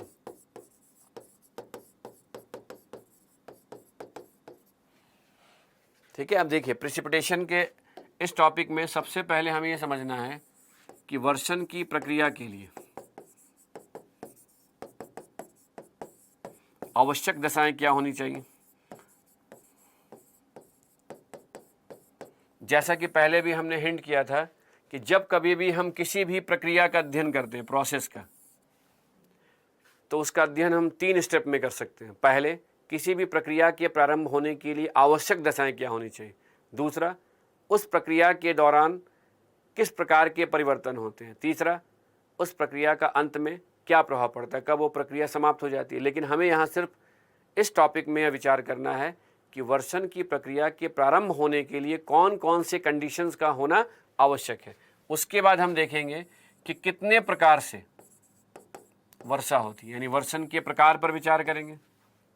फिर साथ में ये भी जानने का प्रयास करेंगे कि इस पृथ्वी की सतह पर वर्षण का वितरण कैसे है, डिस्ट्रीब्यूशन यानी एक प्रकार का वितरण मंडलीय वितरण होता है, जोनल डिस्ट्रीब्यूशन। यहाँ मंडलीय का मतलब है अक्षांशीय वितरण से, और दूसरे प्रकार का डिस्ट्रीब्यूशन होता है जिसे आप देशांतरीय या प्रादेशिक वितरण कह सकते हैं। यानी पृथ्वी की सतह पर जब हम वर्षा के वितरण का अध्ययन करेंगे तो यह जानने का प्रयास करेंगे कि किस प्रकार हम इक्वेटर से पोल की ओर अगर जाते हैं तो अक्षांशीय परिवर्तन के साथ वर्षा की प्रक्रिया और उसके प्रकार में परिवर्तन होता है, कहाँ अधिक बारिश होती है, कहाँ कम बारिश होती है। साथ में हम ये भी देखेंगे कि किस प्रकार इस पृथ्वी की सतह पर एक ही जोन में कहीं बारिश अधिक या कम होती है। लेकिन यह जो टॉपिक है देशांतरीय वितरण, ये इस टॉपिक को आप डिटेल में समझेंगे जलवायु प्रदेश का अध्ययन करने के दौरान, यानी इस टॉपिक का संबंध क्लाइमेटिक रीजन से भी है। तो यह टॉपिक को ध्यान में रखना है कि जब जलवायु प्रदेश का अध्ययन करेंगे तो उस समय फिर से रिवाइज करके इस टॉपिक पर आना है। तो चलिए सबसे पहले ये जानने का प्रयास करते हैं कि आखिरकार वर्षा की प्रक्रिया जो होती है वो कैसे होती है, उसके वर्षण की प्रक्रिया के प्रारंभ होने के लिए आवश्यक दशाएं क्या होनी चाहिए। तो समझिए, ये आप जानते हैं कि वर्षा या वर्षण 2 वर्ड यूज किया जाता है। तो वर्षण एक प्रक्रिया है जिसके अंतर्गत किसी भी बादल से अगर संघनित जल या हिम के कण गुरुत्वाकर्षण बल के प्रभाव में पृथ्वी की सतह की ओर आते हैं तो इस प्रक्रिया को ही हम क्या कहते हैं? वर्षण कहते हैं। अब यहाँ यह समझिएगा कि बादलों से संघनित जल और हिम के कणों का गुरुत्वाकर्षण बल के प्रभाव में पृथ्वी की सतह पर आने की प्रक्रिया को यदि वर्षण कहते हैं तो इससे यह स्पष्ट हो रहा है कि वर्षण की प्रक्रिया के लिए सबसे पहले क्या होना चाहिए? वर्षण के लिए सबसे पहले बादलों का निर्माण होना चाहिए। जब बादलों का निर्माण होगा तभी ये प्रक्रिया होगी। और बादलों के निर्माण के लिए क्या आवश्यक है? कंडेंसेशन का होना। जब तक संघनन नहीं होगा, जलवाष्प जल के बूंदों या हिम के कणों में परिवर्तित नहीं होगा, बादलों का निर्माण नहीं होगा। कंडेंसेशन होने के लिए सापेक्ष आर्द्रता का 100% होना आवश्यक है। सापेक्ष आर्द्रता के 100% होने का मतलब वायु का संतृप्त होना। सापेक्ष आर्द्रता में वृद्धि होने के लिए वायु के तापमान में वृद्धि होनी चाहिए। वायु के तापमान में वृद्धि होने के लिए कहीं ना कहीं एडियाबैटिक शीतलन की प्रक्रिया का होना आवश्यक है, एडियाबैटिक कूलिंग। आप कहेंगे क्यों? डायबेटिक प्रोसेस के द्वारा भी तो तापमान कम हो सकता है, लेकिन बादलों का जब तक सतह से ऊपर अधिक ऊंचाई में फॉर्मेशन नहीं होगा तब तक वर्षा की प्रक्रिया नहीं होती है। और अधिक ऊंचाई में बादलों के बनने के लिए वायु का आरोहण होना आवश्यक है। और जब वायु का आरोहण होता है, यानी जब वायु का आरोहण होता है तभी एडियाबैटिक शीतलन की प्रक्रिया के द्वारा तापमान में कमी आती है। सॉरी, यहाँ पर करेक्ट कर लीजिएगा, तापमान में कमी आना, तापमान में कमी आती है। जब तापमान में कमी आती है तभी ये सापेक्ष आर्द्रता में वृद्धि होती है। अब यहाँ इस डायग्राम से समझ सकते हैं कि सतह के समीप जो ये वायु है, अब जैसे ये ऊपर जा रही है तो इसका क्या हो रहा है? ये सघन से विरल वायुमंडल की ओर जा रही है। तो जब ये सघन से विरल वायुमंडल की ओर जाएगी तो वायु का क्या हो रहा है? प्रसार हो रहा है, एक्सपेंशन हो रहा है।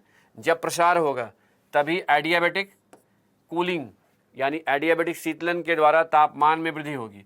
और तापमान में वृद्धि होगी तभी एक ऐसा स्टेज आएगा जहाँ पर इसी वायु में उपस्थित जो जल वाष्प है वो जल के बूंद या हिम के कणों में परिवर्तित होंगे। और जब ये हिम के कणों में परिवर्तित होंगे, बादल बनेगा, तब जाकर वर्षा के लिए आवश्यक दशाएं उत्पन्न होंगी। तो यहाँ यह कह सकते हैं कि वर्षण यानी बादलों के निर्माण के लिए वायु का आरोहण होना क्या है? आवश्यक है। यानी इंपॉर्टेंट पॉइंट क्या है कि अगर वर्षा की प्रक्रिया के लिए सबसे पहला कंडीशन वायु का आरोहण होना चाहिए। तो इस आधार पर हम एक स्टेटमेंट यानी प्रोसेस को कंक्लूड कर सकते हैं कि जब कभी भी पृथ्वी की सतह पर वायु का आरोहण होता है तब वायु सघन से विरल वायुमंडल की ओर जाती है, जिससे वायु का प्रसरण होने के कारण एडियाबैटिक शीतलन के द्वारा तापमान में कमी आती है, सापेक्ष आर्द्रता में वृद्धि होती है। जब सापेक्ष आर्द्रता 100% हो जाती है तब जाकर वायु संतृप्त होती है। जब वायु संतृप्त होती है तब जाकर कंडेंसेशन होता है और संघनन के कारण ही जल वाष्प जल के बूंदों या हिम के कणों में परिवर्तित होते हैं, तभी जाकर बादलों का निर्माण होता है। और जब इन्हीं बादलों से जल के बूंद या हिम के कण गुरुत्वाकर्षण बल के प्रभाव में पृथ्वी की सतह की ओर आते हैं तो जाकर वहाँ पर वर्षा की प्रक्रिया होती है। तो इस आधार पर कह सकते हैं कि वर्षा के लिए वायु का आरोहण होना आवश्यक है। अब प्रश्न उठता है कि क्या जहाँ कहीं पर भी वायु का आरोहण होगा तो वर्षा होगी? तो बोलेंगे नहीं, वर्षा के लिए वायु में जलवाष्प की मात्रा का भी अधिक होना आवश्यक है, क्योंकि वायु की जो विशिष्ट आर्द्रता होती है वही वर्षा की मात्रा या बादलों की सघनता को निर्धारित करता है। यानी जब तक वायु की विशिष्ट आर्द्रता अधिक नहीं होगी तब तक वायु के संतृप्त होने पर बादलों का निर्माण नहीं होगा, यानी घने बादल नहीं बनेंगे, और जब तक ऐसा नहीं होगा तब तक वर्षा के लिए अनुकूल स्थिति नहीं होगी। तो कंडीशन क्या यहाँ क्लियर हुआ? कंडीशन ये क्लियर होना चाहिए कि अगर वर्षा की बात करें तो सबसे पहले वर्षण की प्रक्रिया के लिए, वर्षण की प्रक्रिया के लिए आर्द्र वायु का, आर्द्र वायु का आरोहण आवश्यक है।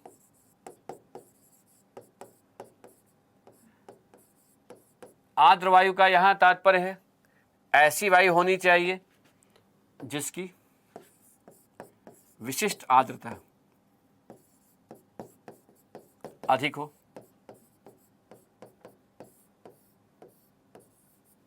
विशिष्ट आर्द्रता ही कहीं ना कहीं वर्षा की मात्रा को निर्धारित करता है। अब देखिए प्रश्न ये उठता है कि मान लीजिए कि आर्द्र वायु का सतह से वायुमंडल में यानी ऊपर की परतों में आरोहण हो रहा है, एडियाबैटिक कूलिंग भी हो रहा है, वायु ठंडी भी हो रही है, सापेक्ष आर्द्रता में वृद्धि भी हो रही है, लेकिन यहाँ यह समझना आवश्यक है कि कंडेंसेशन के द्वारा जल वाष्प का जल के बूंदों में या हिम के कणों में परिवर्तित होने के लिए वायुमंडल में इस प्रकार के आर्द्रताग्राही नाभिक होने चाहिए। आर्द्रताग्राही नाभिक।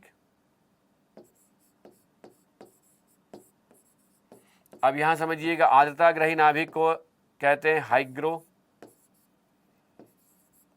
न्यूक्लियाई।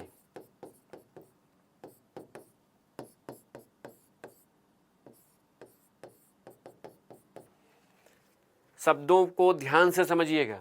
हाइग्रोस्कोपिक को अगर हिंदी में देखिएगा तो स्पष्ट हो जाएगा। ऐसे नाभिक जो जल को अवशोषित करने की क्षमता रखते हो उन्हें ही आर्द्रताग्राही नाभिक कहते हैं, क्योंकि जब वायुमंडल में इस प्रकार के नाभिक होंगे तभी इन नाभिकों के चारों तरफ कंडेंसेशन के कारण जल वाष्प जल के बूंदों या हिम के कणों में परिवर्तित होगा, और जब ऐसा होगा तभी जाकर कहीं ना कहीं आप कहेंगे कि कंडेंसेशन के द्वारा केवल जल वाष्प जल में परिवर्तित नहीं हो रहा है, बल्कि ये जल की बूंद या हिम कणों में परिवर्तित हो रहा है। और जब यही आर्द्रताग्राही नाभिक इन जल के बूंद या हिम के कणों को सतह की ओर लाएंगे तो वर्षा की प्रक्रिया होगी। इसलिए स्पष्ट क्या हो रहा है कि वर्षा की स्थिति तभी उत्पन्न होगी जब वायुमंडल में आर्द्रताग्राही नाभिक उपस्थित होगा। इस आधार पर हम कह सकते हैं कि आर्द्रताग्राही नाभिक की उपस्थिति में जब आर्द्र वायु का आरोहण होता है तब एडियाबैटिक शीतलन के द्वारा तापमान में कमी आने पर यदि वायु संतृप्त होती है तो कंडेंसेशन के कारण क्लाउड यानी बादल बनते हैं, और बादलों के द्वारा जल के बूंद या हिम के कण पृथ्वी की सतह की ओर आते हैं। तो अब यहाँ ध्यान दीजिए कि आप ये पहले से जानते हैं कि कहीं ना कहीं वायु के संतृप्त, जिस तापमान पर वायु संतृप्त होती है अर्थात संघनन की क्रिया प्रारंभ होती है, उस तापमान को हम ओसांक बिंदु कहते हैं, ड्यू पॉइंट। यानी इस ड्यू पॉइंट या ओसांक बिंदु पर ही संघनन की क्रिया होती है। जब ओसांक बिंदु 0 डिग्री सेल्सियस से अधिक होता है तब जाकर कहीं ना कहीं जल वाष्प जल के बूंदों में परिवर्तित होता है, और वहीं अगर ओसांक बिंदु 0 डिग्री सेल्सियस या 0 डिग्री सेल्सियस से कम होता है, ऐसा आप सापेक्ष आर्द्रता के चैप्टर को तैयार करते समय समझे होंगे कि ओसांक बिंदु 0 डिग्री सेल्सियस से अगर कम होता है या 0 डिग्री सेल्सियस होता है तो उसे हम हिमांक बिंदु भी कहते हैं, और इस हिमांक बिंदु पर कहीं ना कहीं जल वाष्प जो है वह हिम के कणों में परिवर्तित हो सकता है। हीम के कणों में परिवर्तित हो सकता है। तो इससे क्या स्पष्ट हो रहा है कि यदि संघनन की क्रिया 0 डिग्री सेल्सियस से अधिक तापमान पर होती है तो जलवाष्प का जल की बूंदों में परिवर्तित होने के कारण जल वर्षा हो सकती है।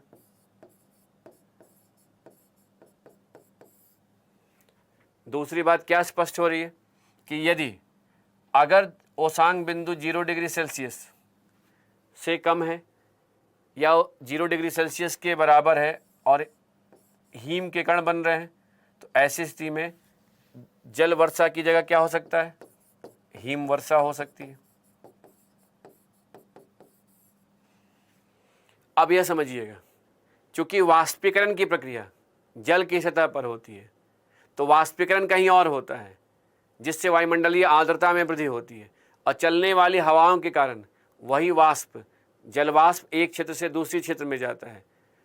इसी दौरान कहीं वायु का आरोहण हो जाता है तो वहाँ वर्षा के लिए अनुकूल स्थिति उत्पन्न होती है और ऐसे में बादल बन सकते हैं।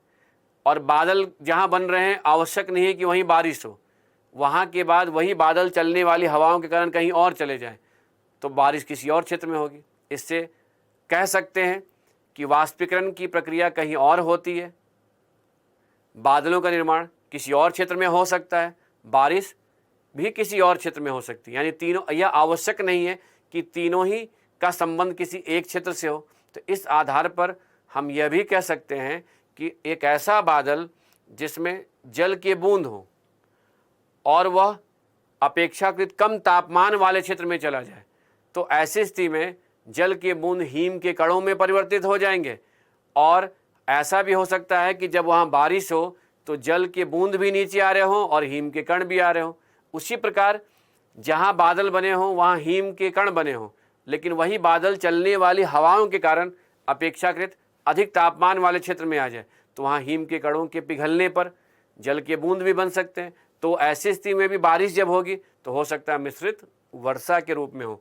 इस डायग्राम के द्वारा आप समझ सकते हैं कि कैसे हिम वर्षा या जल वर्षा मिश्रित वर्षा में परिवर्तित हो सकता है। इमेजिन कीजिए कि एक बादल है जिसमें जल के बूंद हो और यह जल के बूंद से निर्मित बादल अगर अपेक्षाकृत कम तापमान वाले क्षेत्र में जाएगा तो ऐसे में जो जल के बूंद हैं वो किस में चेंज करेगा, हीम के कणों में भी परिवर्तित हो सकता है।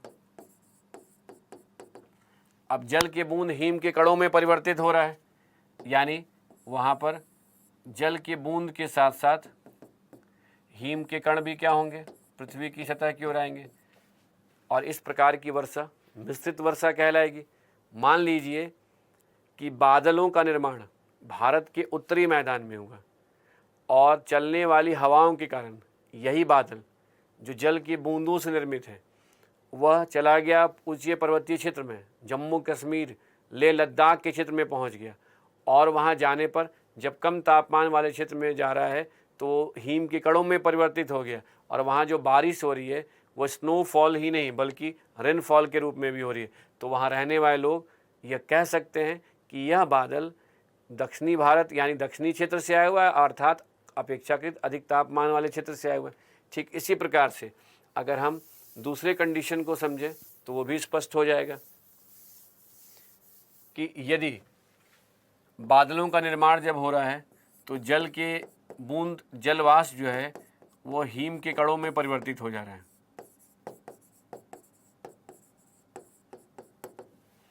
तो अब सोचिए अगर वो हीम के कणों में परिवर्तित हो रहा है और अब यही बादल अपेक्षाकृत अधिक तापमान वाले क्षेत्र में जाएगा तो इस हीम के कणों के पिघलने से हीम के कण तो होंगे ही, साथ में जल के बूंद भी हो सकते हैं। इन दोनों के सतह पर आने के कारण मिश्रित वर्षा होगी। यानी बादल कहाँ बने, जम्मू कश्मीर में, हिमाचल प्रदेश में, और चलने वाली हवाओं के कारण वह किधर आ गया, भारत के उत्तरी मैदान में। और भारत के उत्तरी मैदान में जहाँ हिम वर्षा नहीं होनी चाहिए वहाँ पर भी बर्फ़ के गोले गिर रहे हैं तो कहेंगे हो ना हो यह बादल अपेक्षाकृत कम तापमान वाले क्षेत्र से अधिक तापमान वाले क्षेत्र में आ गए। तो इससे क्या स्पष्ट हो रहा है कि वर्षा जल वर्षा के रूप में भी हो सकती है, हिम वर्षा के रूप में भी हो सकती है और मिश्रित वर्षा के रूप में भी हो सकती है। साथ में हम क्या कह सकते हैं कि जहाँ दुनिया के किसी भी कोने में अगर बारिश हो रही है तो वहाँ आर्द्रताग्राही नाभिक के होने के साथ आर्द्र वायु का आरोहण हुआ होगा, जिससे कि बादलों के निर्माण के कारण वहाँ वर्षा के लिए अनुकूल स्थिति उत्पन्न हुई। तो 3 कंडीशन इंपॉर्टेंट था, पहले वायु का आरोहण, दूसरा वायु की विशिष्ट आर्द्रता और तीसरा आर्द्रताग्रही नाभिक। तीनों को अगर मिला दें तो एक लाइन में कह सकते हैं कि वायुमंडल में आर्द्रताग्राही नाभिक की उपस्थिति होने पर जब आर्द्र वायु का आरोहण होता है तब एडियाबैटिक शीतलन के कारण वर्षा के लिए अनुकूल स्थिति उत्पन्न होती है। तो चलिए इस वर्षा की प्रक्रिया को अगर समझ गए तो अब वर्षण के प्रकार पर विचार करते हैं। और वर्षण के प्रकार में यह है कन्वेक्शनल यानी संवहनीय वर्षा। संवहनीय वर्षा का जहाँ तक संबंध है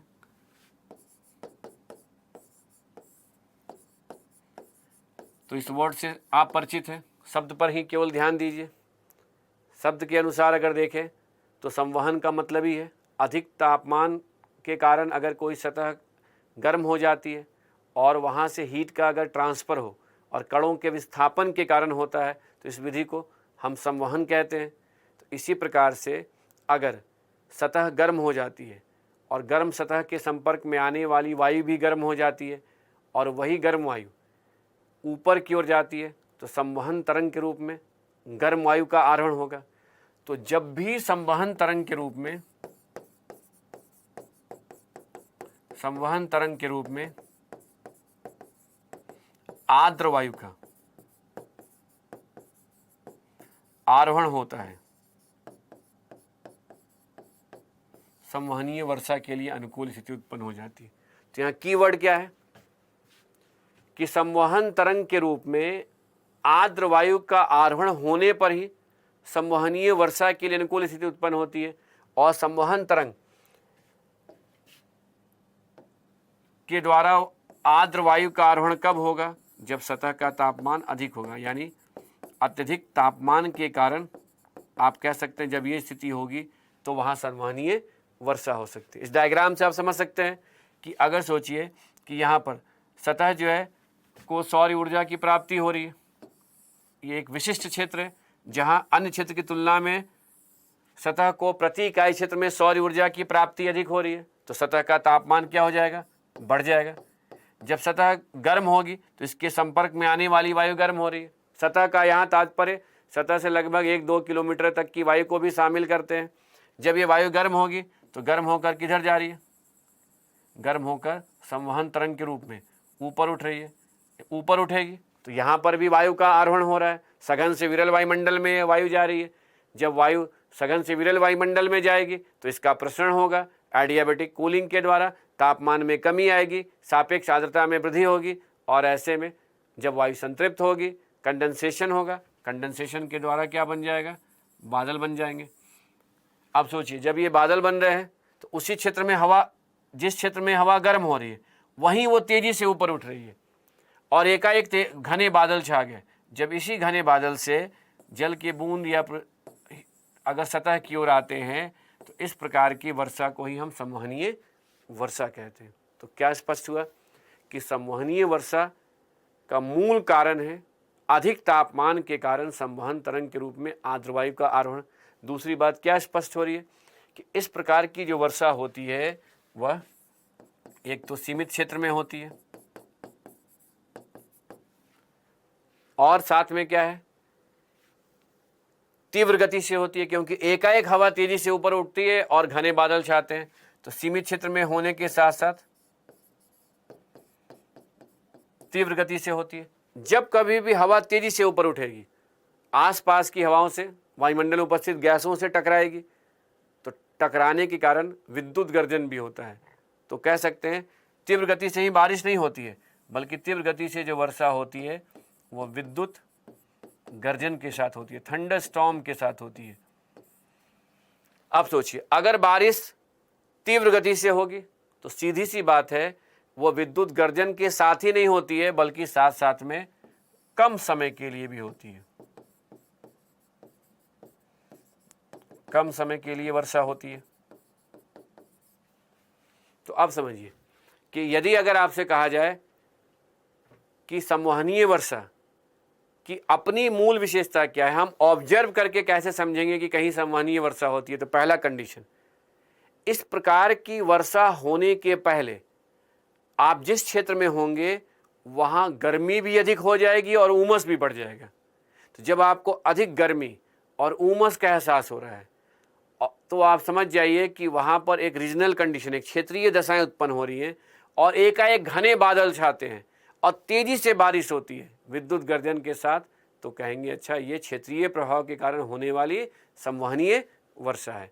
तो ऐसा आपने गर्मी के समय, मार्च के बाद अप्रैल मई जून के समय जब बहुत अधिक गर्मी हो जाती है और जब उमस बढ़ जाता है तो आप ऐसा देखे होंगे कि तेज़ी से बारिश होती है और आपको कुछ ऐसी जानकारी भी मिली होगी कि आपके क्षेत्र में तो बारिश हो रही है, बाकी दूसरे क्षेत्र में ऐसी वर्षा नहीं हो रही है। तो एक प्रकार की संवहनीय वर्षा है। अब चलिए इतने ही पॉइंट को ध्यान में रखिएगा और अब आगे डेराइव करना है कि आप कितना इसका डिस्ट्रीब्यूशन को समझ पाते हैं। तो सबसे पहले तो देखिए कि अगर हम विषुवत रेखीय क्षेत्र से पोल की ओर जाएंगे यानी ध्रुवों की ओर जाएंगे तो औसत तापमान में कमी होती जाएगी। इसलिए औसत तापमान में कमी आने के कारण संवहनीय वर्षा की मात्रा भी क्या होती जाएगी, कम होती जाएगी। यानी संवहनीय वर्षा होने की संभावनाएं क्या होती जाएगी, कम होती जाएगी। कहाँ का तापमान वर्ष भर अधिक रहता है, तो विषुवत रेखीय क्षेत्र का तापमान वर्ष भर अधिक रहता है। तो विषुवत रेखीय क्षेत्र में वर्ष भर संवहनीय वर्षा होती है। किस समय विषुवत रेखीय क्षेत्र का तापमान अन्य समय की अपेक्षा अधिक रहता है, तो इक्विनॉक्स के समय यानी मार्च और सितंबर के समय सूर्य की किरण वहाँ सीधी पड़ती है, सतह को गर्म होने में कुछ समय लगेगा। इसलिए आप कह सकते हैं अप्रैल में, अक्टूबर में अन्य समय की अपेक्षा संवहनीय वर्षा अधिक होती है। लेकिन अगर ऑप्शन में दिया कि विषुवत रेखीय क्षेत्र में संवहनीय वर्षा कब होती है और वहाँ अगर अप्रैल अक्टूबर विकल्प के रूप में नहीं दिया गया हो तो बोलेंगे इक्विनॉक्स के समय अधिक होती है। अब ध्यान दीजिए, अगर हम विषुवत रेखीय क्षेत्र से किसी और क्षेत्र में जाते हैं तो वहाँ पर वर्ष भर तापमान एक समान लगभग नहीं रहता है। गर्मी के समय तापमान अधिक होता है, ठंड के समय तापमान कम हो जाता है।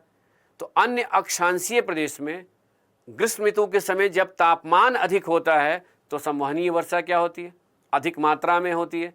इसलिए कह सकते हैं कि ग्रीष्म ऋतु के समय संवहनीय वर्षा होती है। शीत ऋतु के समय हो सकती है या नहीं होगी, बोलेंगे शीत ऋतु के समय कैसे संवहनीय वर्षा होगी, क्योंकि शीत ऋतु के समय तो तापमान कम रहता है। अब ध्यान दीजिए, जब हम गर्मी का समय हो, तट से दूर जाएंगे तो स्थलीय प्रभाव के कारण तापमान बढ़ते जाएगा। इसलिए हम कह सकते हैं कि समुद्री तट से दूर जहां स्थलीय प्रभाव अधिक होने के कारण गर्मी के समय अपेक्षाकृत तापमान भी अधिक हो जाता है, वहां संवहनीय वर्षा होने की संभावनाएं बढ़ जाती है। इसलिए संवहनीय वर्षा किस क्षेत्र की मुख्य विशेषता होगी, तट से दूर स्थित स्थल खंडों की स्थलीय सतह की मुख्य विशेषता होगी।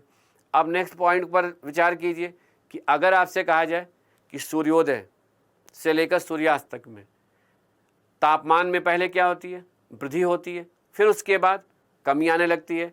तो कह सकते हैं कि जब किसी भी खास दिन की बात कही जाए तो दोपहर के कुछ समय के बाद का जब तापमान अधिक हो जाता है तो उस समय संवहनीय वर्षा होने की संभावनाएं क्या हो जाती है, बढ़ जाती है।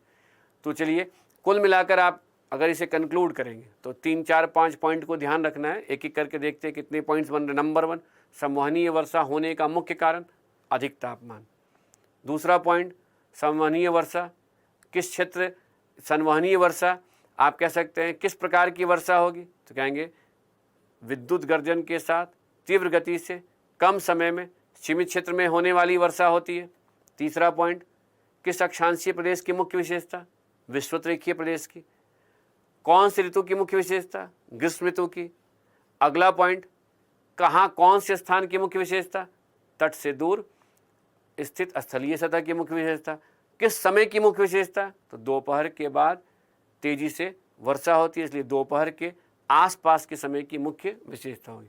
तो ये कुछ ऐसे पॉइंट है जिसे हमें ध्यान में रखकर आगे बढ़ना है। आगे जब टॉपिक मिलेगा तो बार बार ये रिपीट होता रहेगा, आप इसको अप्लाई करते रहेंगे और देखते रहेंगे। तो इन्हें ध्यान में रखते हुए अब चलते हैं वर्षा के दूसरे प्रकार को देखते हैं कि और वर्षा कैसे हो सकती है।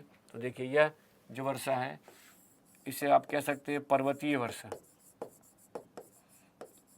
इस पर्वतीय वर्षा को लोग कहीं ना कहीं पर्वतीय वर्षा को अवरोधक वर्षा भी कहते हैं।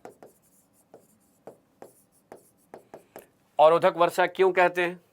कि जब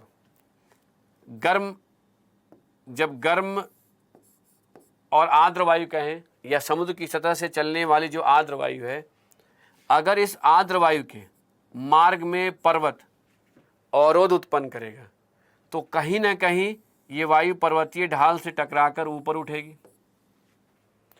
क्यों ऊपर उठेगी?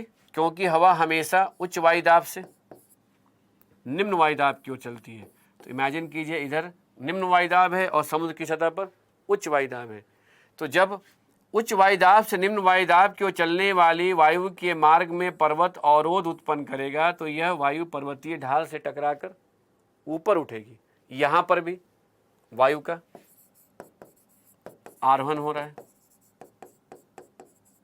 इसलिए यहाँ पर भी तापमान में कमी आएगी। कौन से प्रोसेस के द्वारा? एडियाबेटिक कूलिंग के द्वारा। इसलिए यहाँ पर भी सापेक्ष आर्द्रता में वृद्धि होगी। जब वायु संतृप्त हो जाएगी, बादल बनेंगे तो बारिश होगी। इसलिए पर्वत का वह ढाल जहाँ से आर्द्र वायु का आरोहण होता है, वहाँ होने वाली वर्षा को हम पर्वतीय वर्षा कहते हैं। तो देखिए, यहाँ वायु का आरोहण हो रहा है। अब यहाँ समझने की आवश्यकता है कि अगर ये पर्वत का ढाल है और ये आधार है, ये पर्वतीय ढाल का मध्यवर्ती क्षेत्र है, ये अपेक्षाकृत ऊंचा क्षेत्र है। तो आप समझिएगा कि जब पर्वतीय ढाल से टकराने के बाद हवा ऊपर की ओर जाएगी तो वायु को संतृप्त होने में भी तो समय लगेगा। इसलिए पर्वतीय ढाल के आधार पर वर्षा के लिए अनुकूल स्थिति उत्पन्न नहीं होने के कारण कहीं ना कहीं बारिश कम होती है। लेकिन वहीं जब वायु संतृप्त हो जाती है और कंडेंसेशन के कारण बादल बनने लगते हैं तो बारिश होती है। अब समझिए कि जब बारिश होने लगेगी तो उस वायु की आर्द्रता क्या होगी? कम होगी। इसलिए ऊंचे पर्वतीय क्षेत्र में जाने पर जब वायु शुष्क हो जाती है, यानी वायु की आर्द्रता में कमी आती है, तो वर्षा के लिए प्रतिकूल स्थिति उत्पन्न हो जाती है। अब यहाँ समझिएगा, पर्वतीय ढाल पर ऊंचाई में वृद्धि के साथ पहले वर्षा की मात्रा में वृद्धि हो रही है, क्योंकि एक्स ढाल की अपेक्षा वाई ढाल पर अधिक वर्षा हो रही है। लेकिन वहीं जब जेड पर जा रहे हैं, अधिक ऊंचाई पर जा रहे हैं, तो वर्षा की मात्रा में क्या होने लगी? कमी आने लगी। तो इस आधार पर हम कह सकते हैं कि ऊंचाई में वृद्धि के साथ पहले वर्षा की मात्रा में वृद्धि होती है, फिर कमी आती है। तो वर्षा की मात्रा में वृद्धि की बजाय जब कमी आने लगती है तो उसे कहते हैं वर्षा की विलोमता।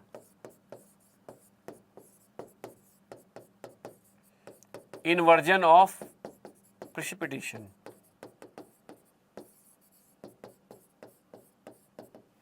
तो अब यहां समझिएगा, वर्षा की विलोमता कहाँ की मुख्य विशेषता होगी?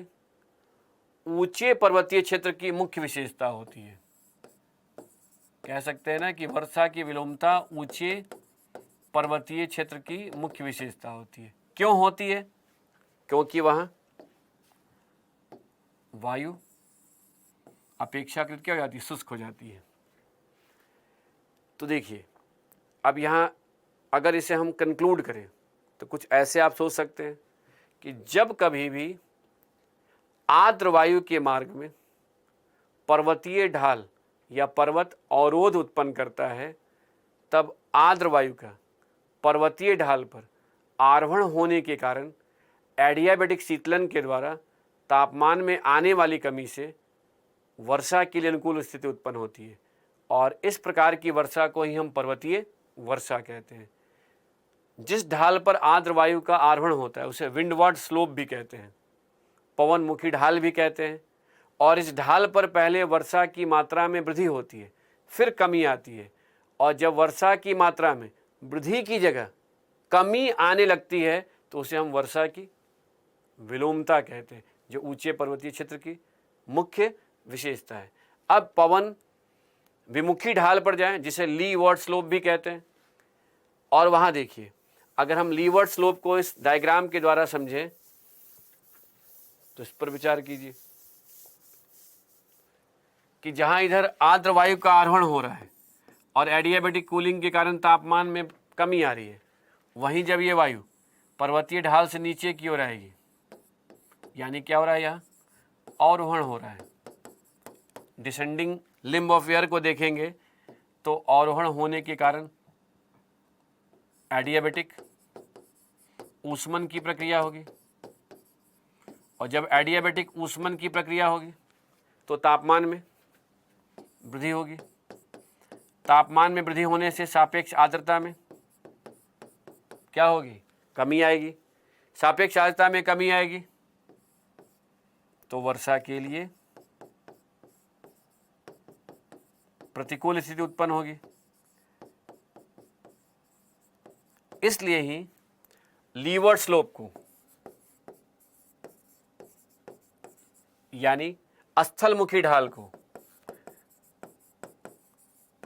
स्थलमुखी ढाल को वृष्टि छाया क्षेत्र भी कहते हैं, रेन शैडो रीजन भी कहते हैं, वृष्टि छाया क्षेत्र भी कहते हैं। अब ध्यान दीजिए कि अगर कहे कि स्थलमुखी ढाल को वृष्टि छाया क्षेत्र क्यों कहते हैं, तो क्या जवाब देंगे, क्योंकि वहां वर्षा के लिए प्रतिकूल स्थिति बनी रहती है। वर्षा के लिए प्रतिकूल स्थिति क्यों बनी रहती है, क्योंकि वहां सापेक्ष आर्द्रता कम होती है। सापेक्ष आर्द्रता कम क्यों होती है, क्योंकि वहां एडियाबैटिक ऊष्मन के द्वारा तापमान में वृद्धि होती है। एडियाबैटिक ऊष्मन के द्वारा तापमान में वृद्धि क्यों होती है, क्योंकि वहां वायु का अवरोहण होने के कारण संकुचन की प्रक्रिया होती है। इसलिए ही पर्वत का वह ढाल जहां वायु का अवरोहण होता है, अर्थात स्थलमुखी ढाल, उसे हम वृष्टि छाया क्षेत्र यानी रेन शैडो रीजन कहते हैं। जब इस वृष्टि छाया क्षेत्र में अगर वर्षा 25 सेंटीमीटर से भी कम होती है तो ऐसे क्षेत्र को हम वृष्टि छाया मरुस्थल भी कहते हैं, रेन शैडो डेजर्ट भी कहते हैं, वृष्टि छाया मरुस्थल। तो अब यहाँ समझना है कि रेन शैडो डेजर्ट का संबंध किससे है, एक ऐसे स्थलमुखी ढाल से है जहां वर्षा 25 सेंटीमीटर से भी कम होती है। तो कुल मिलाकर अगर आपसे प्रश्न किया जाए कि पर्वतीय वर्षा कहां पर होती है, तो कहेंगे निम्न अक्षांशीय प्रदेश, मध्य अक्षांशीय या उच्च अक्षांशीय प्रदेश। तो इसका जवाब क्या होगा, कहेंगे जहां पर भी पर्वतीय ढाल होगा वहां पर अगर आर्द्र वायु का आरोहण होगा तो पर्वतीय वर्षा हो सकती है। इसलिए पर्वतीय वर्षा का संबंध किसी खास अक्षांशीय प्रदेश से नहीं होता है, बल्कि पर्वत के विस्तार से होता है। तो अब प्रश्न उठता है कि आखिरकार पर्वतीय वर्षा कौन से पर्वतीय ढाल पर होगी। तो यहाँ समझिएगा कि भारत को ही उदाहरण के रूप में लीजिए कि अगर भारत, प्रायद्वीपीय भारत के क्षेत्र को लीजिए, और प्रायद्वीपीय भारत में ये पर्वत का विस्तार तट के ऐसे समानांतर है। अब सोचिए, तट के समानांतर जो पर्वत है, यानी अगर ये तटीय तट रेखा है और इसके समानांतर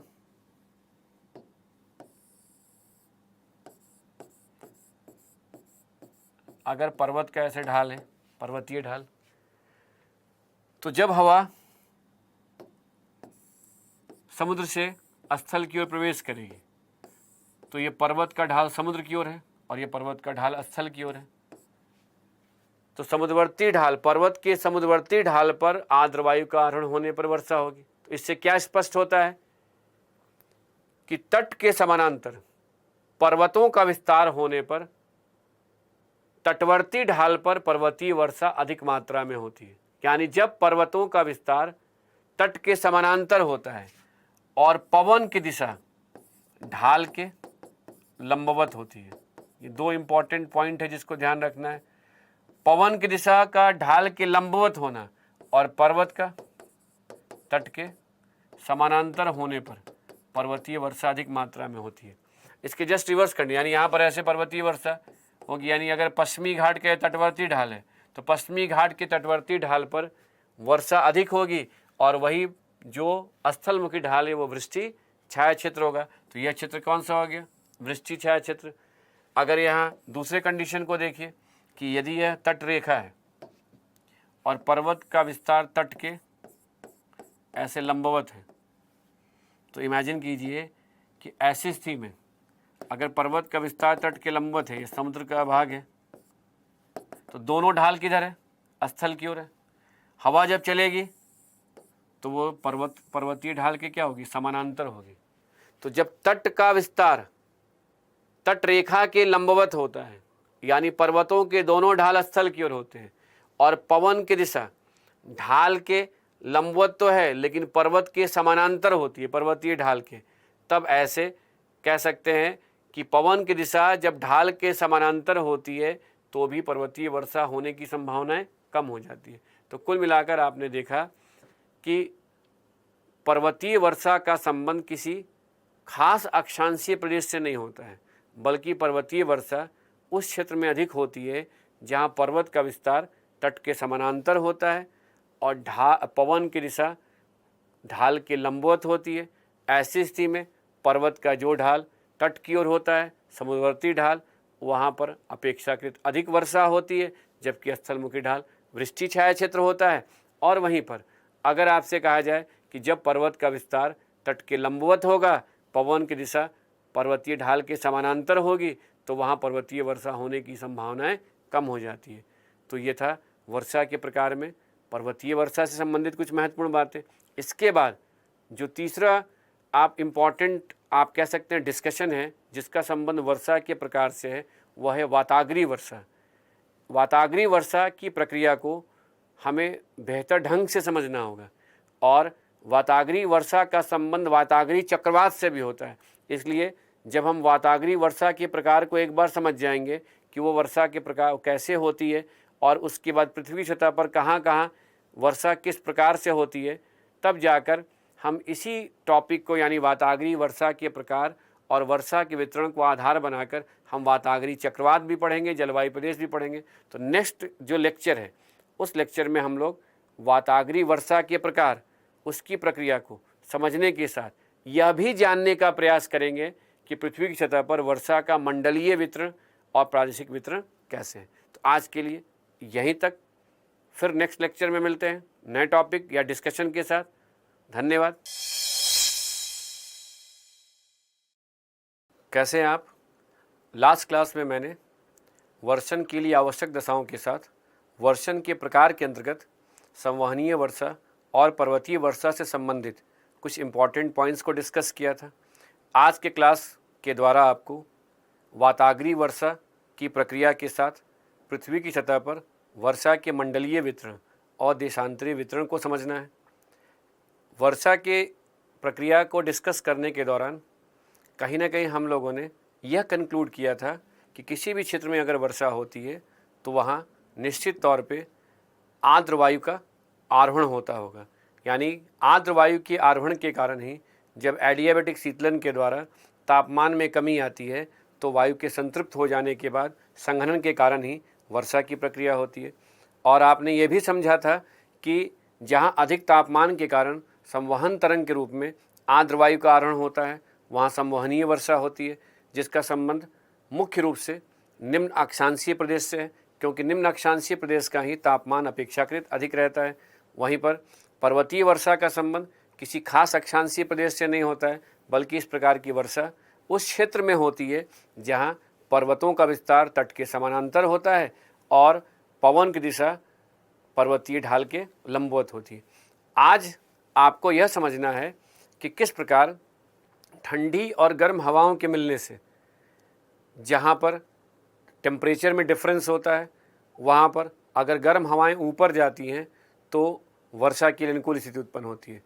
यानी वाताग्रीय वर्षा की प्रक्रिया को समझने के पहले एक फंडामेंटल लेवल पर, एक कॉमन सेंस के आधार पर हम पहले यह जानने का प्रयास करते हैं कि आखिरकार ये वाताग्रीय वर्षा जो है, आखिर अगर ये होती होगी तो कैसे होती होगी। फिर उसके बाद हम लोग इसे सब्जेक्ट के साथ जोड़कर देखेंगे कि कहाँ तक हमारा जो अपना सेंस है वो टॉपिक को समझने में हेल्प कर रहा है। तो सबसे पहले वाताग्री वर्षा के संदर्भ में दो वर्ड यहाँ इंपॉर्टेंट है, एक है फ्रंटल और दूसरा है वर्षा कह दें, रेनफॉल कहें। अगर वर्षण होता तो प्रेसिपिटेशन। अब यहाँ ध्यान दीजिए, अगर ये वर्ड फ्रंटल है तो कह सकते हैं ये फ्रंट, जिसका शाब्दिक अर्थ है सामने का भाग। हिंदी में फ्रंट को वाताग्र भी कहते हैं। तो यदि हम यह मान लें कि सामने के भाग के लिए ही इस फ्रंट शब्द का प्रयोग किया गया है, तो इस आधार पर हम यह कह सकते हैं कि यदि कोई गर्म वायु है और वह ठंडी वायु के क्षेत्र में प्रवेश कर रही है, यानी दूसरी तरफ जो है ये ठंडी वायु है, तो कब हम किसी भी वायु को गर्म वायु कहते हैं? जब वो अपेक्षाकृत कम तापमान वाले क्षेत्र में जाती है। तो यदि गर्म वायु ठंडी वायु के क्षेत्र में प्रवेश करेगी तो कहीं ना कहीं ये गर्म वायु का क्या हो गया? फ्रंट हो गया।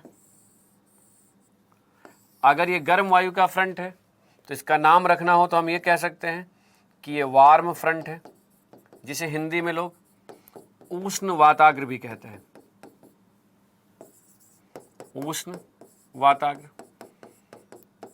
अब इतनी बातों को आधार बनाकर हम आगे सोचते हैं कि गर्म वायु कहाँ से कहाँ जाएगी।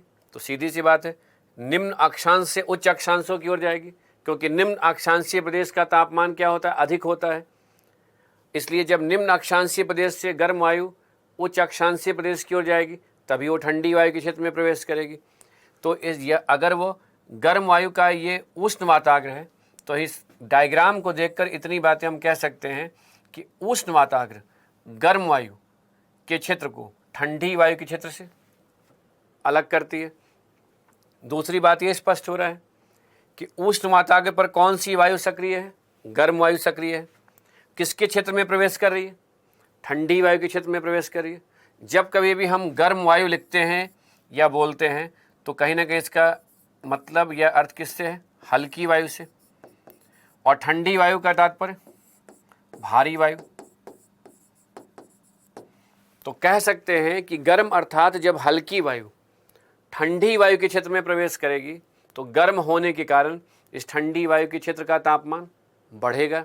दूसरी बात, गर्म और ठंडी वायु में, जैसा कि आप पहले से जानते हैं कि गर्म वायु में जलवाष्प ग्रहण करने की क्षमता अधिक होती है।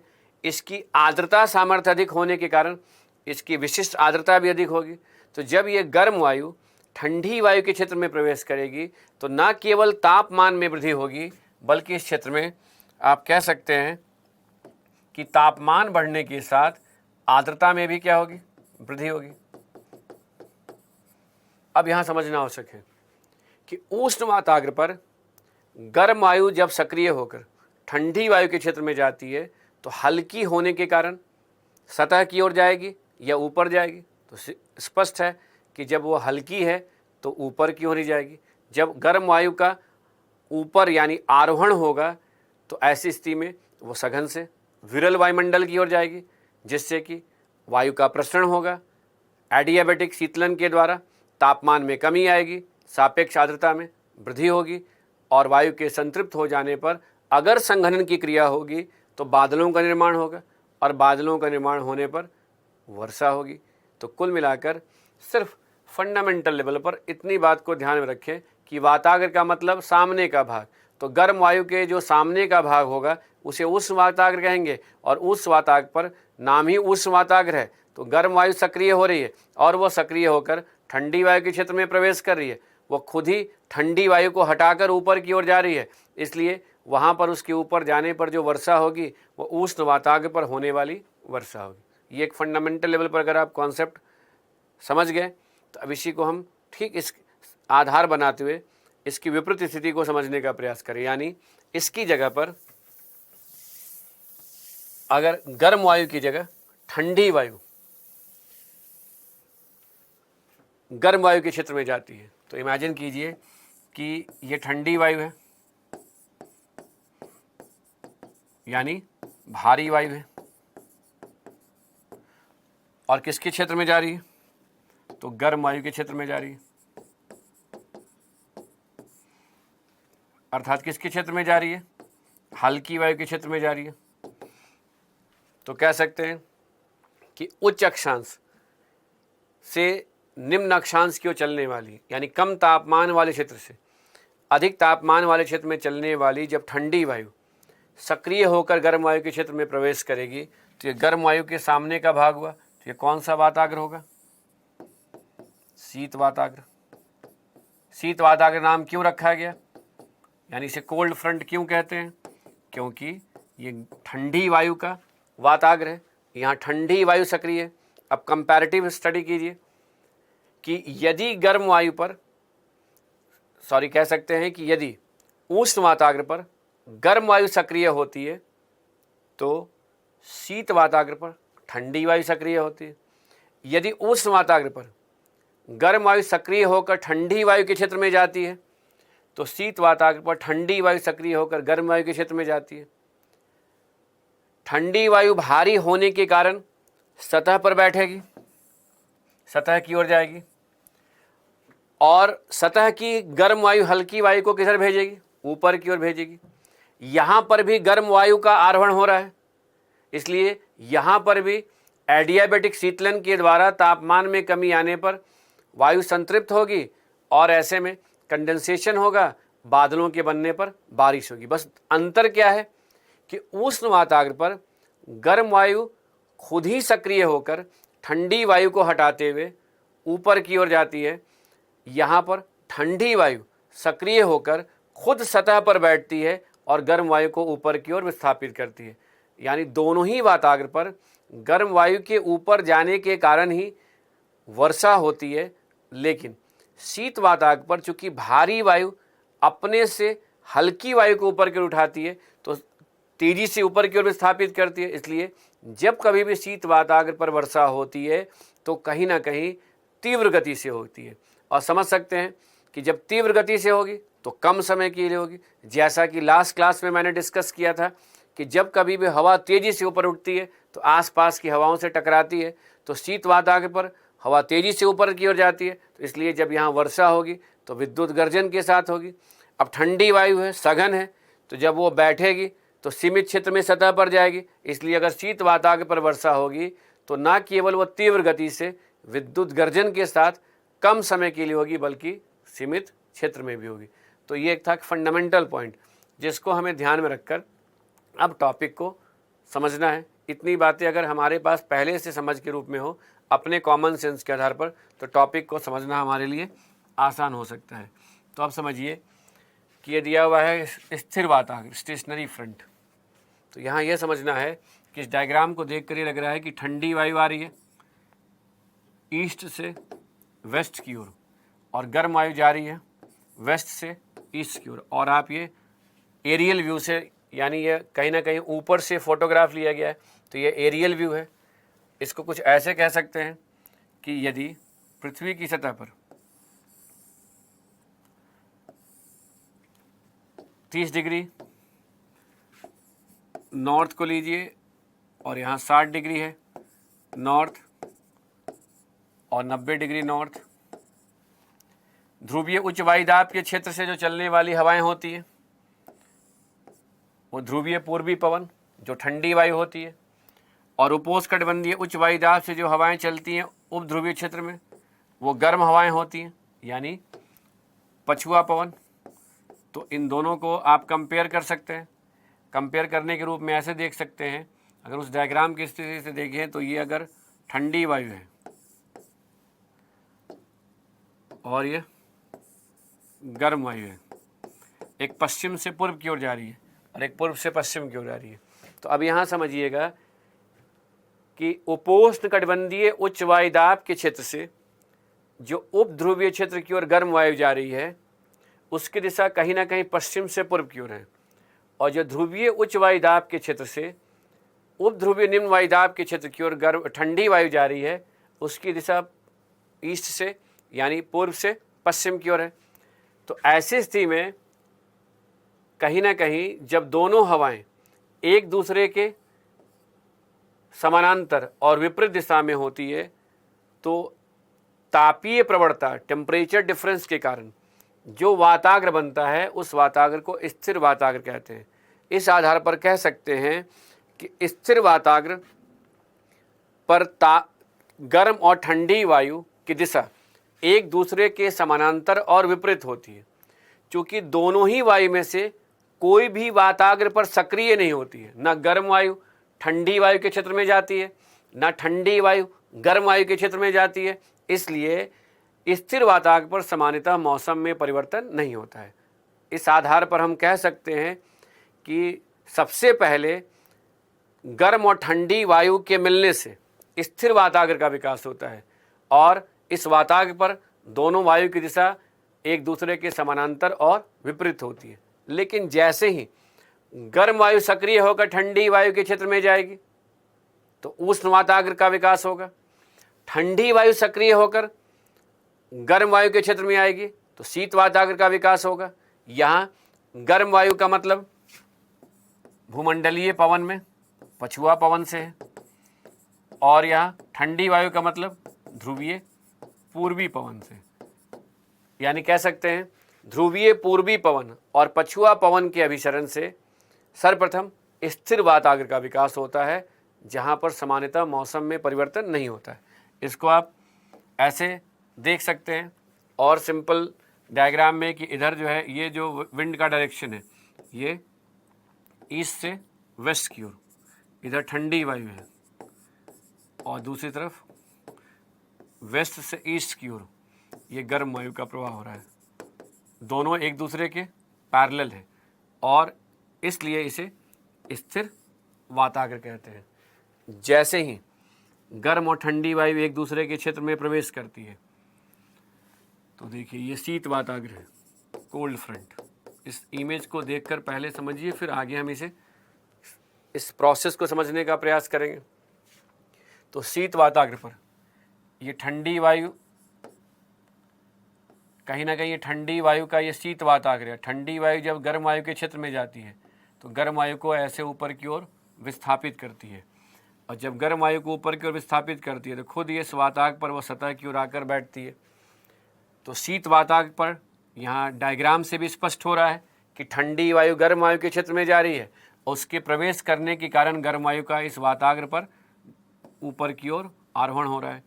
वहीं देखिए यह जो है उष्ण वाताग्र है, वार्म फ्रंट। तो जैसा कि अब आप जानते हैं कि उष्ण वाताग्र पर गर्म वायु सक्रिय होती है, तो अब ध्यान दीजिए ये जो गर्म वायु है ये ठंडी वायु के क्षेत्र में जा रही है और ठंडी वायु को विस्थापित करके इस वाताग्र के ढाल पर किधर जा रही है, ऊपर की ओर उठ रही है। तो दोनों ही जगह पे गर्म वायु का आरोहण हो रहा है और ढाल कैसा दिखाई जा रहा है, ऐसा स्लोप के फॉर्म में। देखिए ऐसा स्लोप है, ये भी एक स्लोप है, ये भी एक स्लोप है। यहाँ जो ये स्लोप बना हुआ है ये तीव्र ढाल है, यहाँ जो स्लोप बना हुआ है अपेक्षाकृत मंद ढाल है। शीत वाताग्र का ढाल तीव्र क्यों होता है? क्योंकि शीत वाताग्र पर जो ठंडी वायु है वो भारी होती है, सघन होती है, वो तेज़ी से नीचे की ओर बैठती है, इसलिए वाताग्र का ढाल तीव्र हो जाता है। और उस वाताग्र पर का ढाल मंद होता है। क्यों ढाल मंद होता है? क्योंकि उस वाताग्र पर गर्म वायु सक्रिय होती है जो हल्की होती है, तो जब वो ठंडी वायु के क्षेत्र में जाती है तो अधिक क्षेत्र में फैल जाती है और धीरे धीरे ऊपर उठती है, जिस कारण से एक मंद ढाल का विकास होता है। अब इसी डायग्राम को हम आगे एक एक करके समझने का प्रयास करते हैं कि देखिए यह जो है फ्रंट है और इसे उष्ण वाताग्र क्यों कहेंगे? क्योंकि इस उष्ण वाताग्र पर गर्म वायु सक्रिय होकर ठंडी वायु के क्षेत्र में प्रवेश कर रही है, तो ये गर्म वायु का फ्रंट है। तो जब गर्म वायु सक्रिय होकर ठंडी वायु के क्षेत्र में प्रवेश करेगी तो ठंडी वायु को क्या करेगी? विस्थापित करते हुए खुद ऊपर जाएगी और जब ये ऊपर की ओर जाएगी तो वायु के आरोहण के कारण जब वायु संतृप्त होगी तो कंडेंसेशन के कारण बादलों का निर्माण होगा और ऐसे बारिश होगी।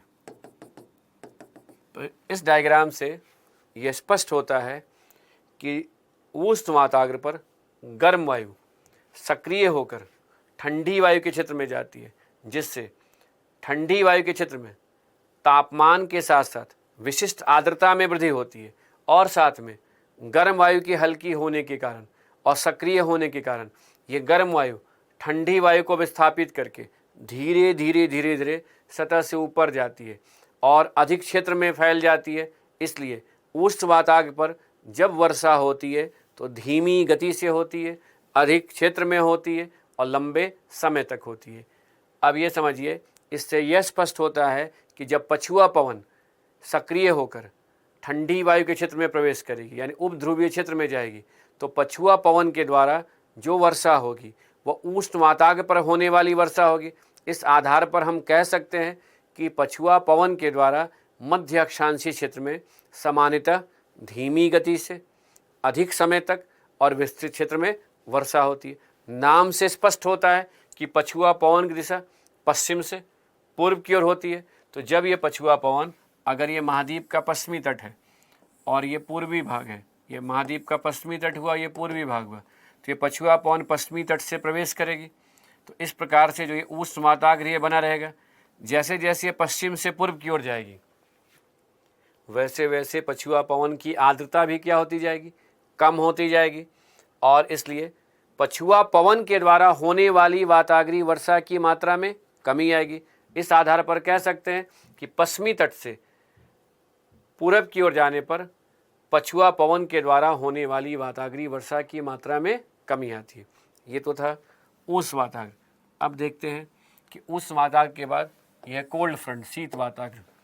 तो ध्यान दीजिए, शीत वातावरण पर ठंडी वायु सक्रिय है और ठंडी वायु जो है सक्रिय होकर ये गर्म वायु के क्षेत्र में प्रवेश कर रही है। भारी होने के कारण ये ठंडी वायु कहीं ना कहीं जब आगे जाती है तो ये सतह की ओर बैठती है। जहाँ ये सतह की ओर बैठती है वहाँ से ही वो गर्म वायु को, अब सोचिए नीचे की ओर बैठ रही है और गर्म वायु को ये ऊपर की ओर विस्थापित करती है, जिससे यहाँ पर बादल बनते हैं और जहाँ ये बैठ रही है वहाँ जो बादल बन रहे हैं उसके कारण जो वर्षा होती है उसे हम कहते हैं, ये भी एक प्रकार की वातावरणीय वर्षा है। तो शीत वातावरण पर ठंडी वायु सक्रिय है, किसको विस्थापित कर रही है, गर्म वायु को। खुद किधर जा रही है, सतह की ओर जा रही है। गर्म वायु को किधर भेज रही है, ऊपर की ओर। चूँकि भारी वायु हल्की वायु को विस्थापित करे, इसलिए शीत वातावरण पर जो वर्षा होती है वो तीव्र गति से होती है, कम समय के लिए होती है, सीमित क्षेत्र में होती है और साथ साथ में कह सकते हैं कि विद्युत गर्जन के साथ होती है। तो इस वातावरण पर होने वाली वर्षा की सामान्य विशेषता की बात करें तो ये कुछ वर्ड इंपॉर्टेंट है। विद्युत गर्जन के साथ, कम समय के लिए, सीमित क्षेत्र में,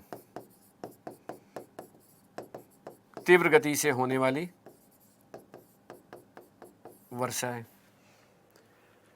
अब समझिए, जब उष्ण वातावरण और शीत वातावरण में, उष्ण वातावरण अर्थात पछुआ पवन जब पश्चिम से पूर्व की ओर जाएगी तो उसके कारण उष्ण वातावरण का भी विस्थापन किधर होगा, पश्चिम से पूर्व की ओर।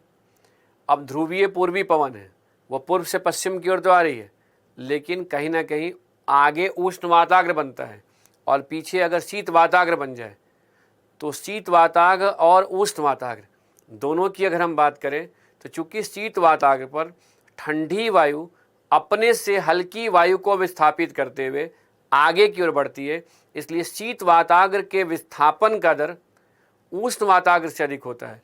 इसलिए एक ऐसी भी स्थिति आती है जहां शीत वातावरण उष्ण वातावरण से मिल जाती है। जब ऐसा होता है तो इस प्रकार के वातावरण को संरोधी वातावरण या अक्लूडेड फ्रंट कहते हैं। अक्लूडेड फ्रंट या संरोधी वातावरण। इस डायग्राम को देखिए, जैसे ये शीत वातावरण है और ये दूसरा जो वातावरण है उष्ण वातावरण। तो शीत वातावरण किससे मिल गए, उष्ण वातावरण से। क्यों मिलती है, क्योंकि शीत वातावरण के विस्थापन की गति किससे अधिक होती है, उष्ण वातावरण से अधिक होती है। तो कुल मिलाकर अगर देखा जाए तो यह है शीत वातावरण और ये शीत वाताग्र जिस वाताग्र से मिल रही है यह है उष्ण वाताग्र। अब ध्यान दीजिए, तो इससे क्या स्पष्ट होता है कि जब कभी भी शीत वाताग्र उष्ण वाताग्र से मिलती है तो संरोधी वाताग्र का विकास होता है। चूँकि शीत वाताग्र पर ठंडी वायु की सक्रियता अधिक होती है और वो गर्म वायु को क्या करती है, विस्थापित करके ऊपर की ओर भेजती है, इसलिए सामान्यतः शीत वाताग्र पर भी वर्षा तीव्र गति से होती है और कम समय के लिए होती है, सीमित क्षेत्र में होती है। जैसे ही यह गर्म वायु को ठंडी वायु विस्थापित करके इस क्षेत्र में आकर बैठ जाती है तो कह सकते हैं कि तापमान में जो डिफरेंस होता है वो समाप्त हो जाता है, क्योंकि इधर भी ठंडी वायु है और इस तरफ भी ठंडी वायु है। तो दोनों तरफ अगर ठंडी वायु रहेगा तो ऐसी स्थिति में क्या होगा, टेम्परेचर डिफरेंस के समाप्त होने के बाद वाताग्र का क्षय भी हो जाता है। देखिए ये जो अभी मैं डिस्कस कर रहा हूँ सेम टॉपिक आपको मिलेगा वाताग्री चक्रवात के डिस्कशन के दौरान। वहाँ पर हमें वाताग्री चक्रवात के बारे में अध्ययन करना है और यहाँ हम लोग किसकी बात कर रहे हैं, वाताग्री वर्षा को समझने का प्रयास कर रहे हैं। तो अब तक के डिस्कशन से यह स्पष्ट हो जाना चाहिए कि उष्ण वाताग्र पर धीमी गति से अधिक समय तक विस्तृत क्षेत्र में वाताग्री वर्षा होती है। शीत वाताग्र पर सामान्यतः विद्युत गर्जन के साथ तीव्र गति से कम समय के लिए सीमित क्षेत्र में वर्षा होती है। जब शीत वाताग्र उष्ण वाताग्र से मिल जाती है तो संरोधी वाताग्र पर सामान्यतः तीव्र गति से विद्युत गर्जन के साथ कम समय के लिए वर्षा होती है और संरोधी वाताग्र पर होने वाली वर्षा के समाप्त होने के बाद वाताग्र का क्षय हो जाता है, सतह पर ठंडी वायु बैठ जाती है, उच्च वायुदाब का विकास होता है, जिससे कि कहीं ना कहीं आप कह सकते हैं आसमान साफ हो जाता है। यानी संरोधी वाताग्र के कारण जब वर्षा होती है और ठंडी हवा सतह पर बैठ जाती है तो कुछ ऐसा देखने में आपको नजर आएगा कि इधर भी ठंडी वायु है और इधर भी ठंडी वायु है, कूल एयर है, और बीच की गर्म वायु किधर चलेगी, ऊपर चलेगी। इसके ऊपर जाने के कारण ही ये बादल बने और बारिश हो गई, उसके बाद आसमान साफ हो जाता है। तो यह था वाताग्री वर्षा से संबंधित कुछ इम्पॉर्टेंट पॉइंट्स जिसको इस लेवल पर जानना आवश्यक था। अब इतने पॉइंट्स को हम ध्यान में अगर लेकर आगे बढ़ें तो इतना तो कंक्लूड कर ही सकते हैं कि अगर ठंडी वायु आ रही है उच्च अक्षांश से और गर्म वायु आ रही है निम्न अक्षांश से, तो ठंडी और गर्म वायु मिलेगी कहाँ पर, मध्य अक्षांशीय क्षेत्र में। इसलिए हम कह सकते हैं कि वाताग्री वर्षा का जो संबंध है वो कौन से अक्षांश से होना चाहिए, मध्य अक्षांशीय प्रदेश से। दूसरा पॉइंट ये भी क्लियर हो जाना चाहिए कि मध्य अक्षांशीय क्षेत्र में पछुआ पवन के द्वारा भी वर्षा होती है और ध्रुवीय पूर्वी पवन भी अगर आ जाए ठंडी वायु गर्म वायु के क्षेत्र में तो उससे भी वर्षा होती है। लेकिन पछुआ पवन की न केवल आर्द्रता अधिक होती है बल्कि पछुआ पवन के कारण जो वर्षा होती है उसका संबंध उष्ण वाताग्र से है। इसलिए मध्य अक्षांश क्षेत्र में जो वर्षा होती है उनमें उष्ण वाताग्र की भूमिका अधिक है और इस वाताग्र के द्वारा सामान्यतः विस्तृत क्षेत्र में अधिक समय तक वर्षा होती है। यानी इसका संबंध किससे है, पछुआ पवन से। इतनी बातों को अगर हम ध्यान में रखकर आगे बढ़ें और वर्षा के मंडलीय वितरण को समझें। मंडलीय वितरण जोनल डिस्ट्रीब्यूशन का शाब्दिक अर्थ है वर्षा के का अक्षांशीय वितरण। तो इतनी बात आप पहले से जानते हैं कि 0 डिग्री के पास विषुवत रेखीय क्षेत्र के पास जहाँ ITCZ हो, ITCZ वहाँ गर्म वायु का आरोहण होता है और संवहन तरंग के रूप में गर्म वायु का आरोहण होने के कारण कौन सी वर्षा होगी, संवहनीय वर्षा होगी। तो जहाँ कहीं पर भी ITCZ का फॉर्मेशन होता है, जहाँ कहीं पर भी इस ITCZ का फॉर्मेशन होता है वहाँ संवहनीय वर्षा होती है। यानी संवहनीय वर्षा का संबंध विषुवत रेखीय निम्न वायुदाब कटिबंध से। अब ध्यान दीजिए, उपोष्ण कटिबंधीय क्षेत्र में यानी 30 डिग्री के आसपास के क्षेत्र में जहाँ पृथ्वी की घूर्णन के कारण उत्पन्न अभिकेंद्रीय बल के प्रभाव से वायु का अवरोहण होता है। तो देखिए यहाँ वायु का अवरोहण हो रहा है, तो वायु के अवरोहण के कारण वायु विरल से सघन वायुमंडल की ओर आएगी। एडियाबेटिक ऊष्मन के द्वारा तापमान में वृद्धि होगी, जिससे सापेक्ष आर्द्रता में कमी आने के कारण वायु संतृप्त नहीं हो पाएगी। जब वायु संतृप्त ही नहीं होगी तो बादल कैसे बनेंगे? इसलिए कह सकते हैं कि उपोष्णकटिबंधीय क्षेत्र में कहीं ना कहीं वायु का अवरोहण होने के कारण वर्षा के लिए प्रतिकूल स्थिति बनी रहती है। ये दोनों क्षेत्र वर्षा के लिए प्रतिकूल स्थिति बनी रहती है। अब ध्यान दीजिए, जब हम उपोष्णकटिबंधीय क्षेत्र से आगे बढ़ते हैं और उपध्रुवीय क्षेत्र में जाते हैं, तो यहाँ देखिए उपध्रुवीय क्षेत्र में उपोष्णकटिबंधीय क्षेत्र से उपध्रुवीय क्षेत्र की ओर चलने वाली जब पछुआ पवन यानी वेस्टर्लीज ठंडी वायु के क्षेत्र में प्रवेश करती है, तो ऐसे में क्या होता है? उष्ण वाताग्र का विकास होगा और उष्ण वाताग्र पर गर्म वायु का आरोहण होने के कारण वाताग्रीय वर्षा होगी। तो कह सकते हैं ना कि उपध्रुवीय क्षेत्र में जहां गर्म और ठंडी वायु का अभिसरण होता है, वहां गर्म वायु का आरोहण होने के कारण वाताग्रीय वर्षा होती है।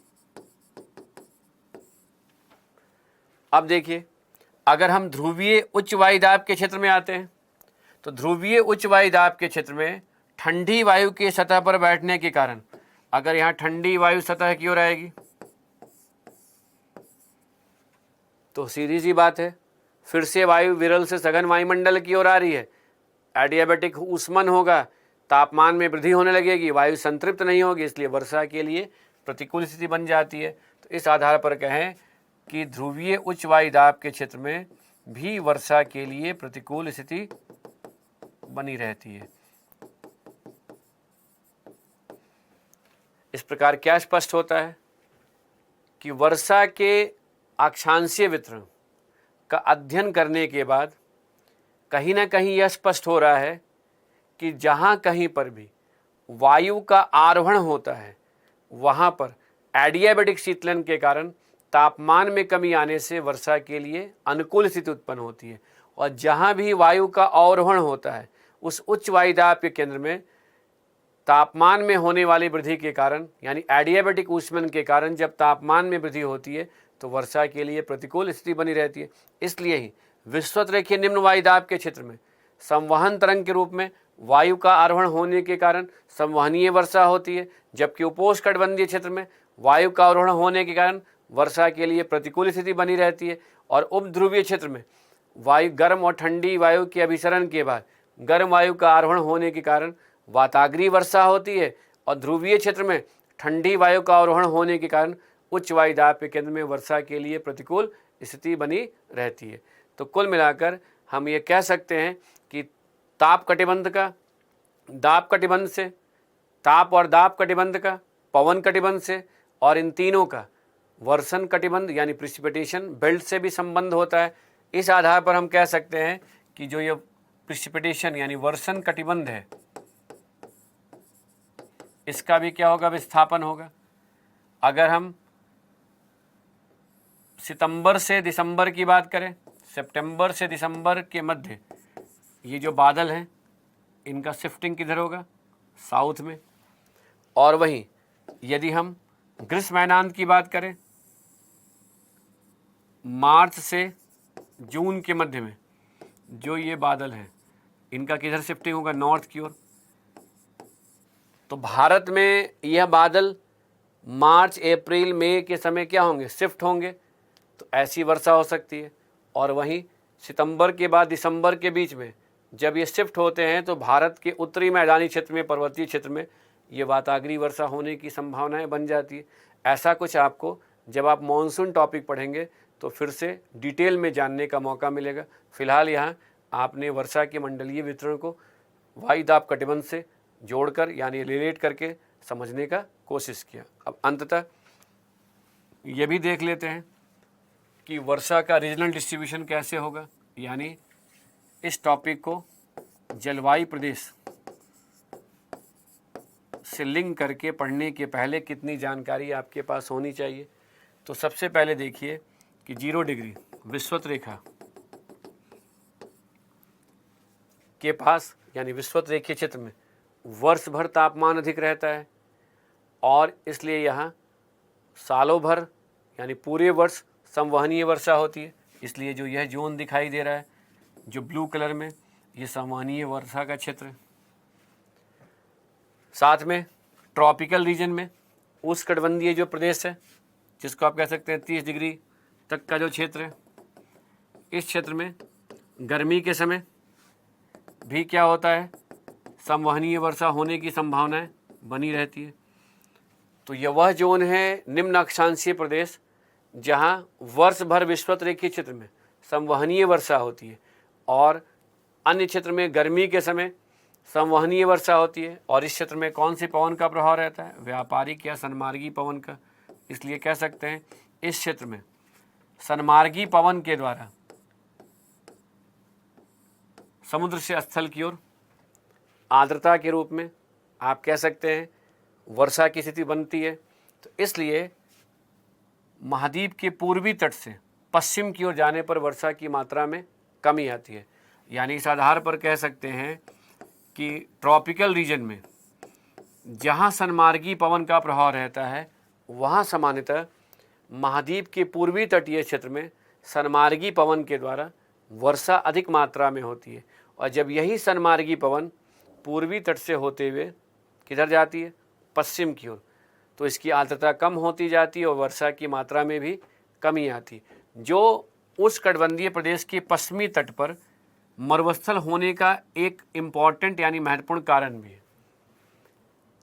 इसमें यह जो क्षेत्र है इसे हम एक अलग जलवायु प्रदेश के रूप में देखते हैं। भारत जो है वो मानसूनी जलवायु प्रदेश में, यहाँ जो मौसम में परिवर्तन होता है, यहाँ जो वर्षा होती है, इसका हमें अलग से अध्ययन करना पड़ता है। लेकिन हाँ, वर्षा के प्रादेशिक वितरण के संदर्भ में कह सकते हैं कि इस जोन को छोड़कर भारत अधिकांश यानी विश्व के अधिकांश क्षेत्र में ट्रॉपिकल जोन में जो बारिश होती है उसमें भूमंडलीय पवन अर्थात सन्मार्गी पवन का प्रभाव अधिक होता है। इसलिए वर्षा के कुछ ऐसे वितरण आपको देखने को मिलेगा। अब ध्यान दीजिए, अगर हम 30 डिग्री से लेकर 60 डिग्री के क्षेत्र में जाएंगे, इधर चाहे नॉर्थ में पहुंचे या 60 डिग्री साउथ की तरफ, तो 30 डिग्री से लेकर 60 डिग्री के मध्य में उपोष्णकटिबंधीय क्षेत्र से उपध्रुवीय क्षेत्र की ओर चलने वाली पछुआ पवन का प्रभाव रहता है जिसकी दिशा पश्चिम से पूर्व की ओर होती है। उत्तरी गोलार्ध में क्लॉकवाइज और दक्षिणी गोलार्ध में पश्चिम से पूर्व की ओर ऐसे एंटी क्लॉकवाइज डायरेक्शन में ऐसे पछुआ पवन का प्रभाव रहेगा। यानी अगर ये पछुआ पवन है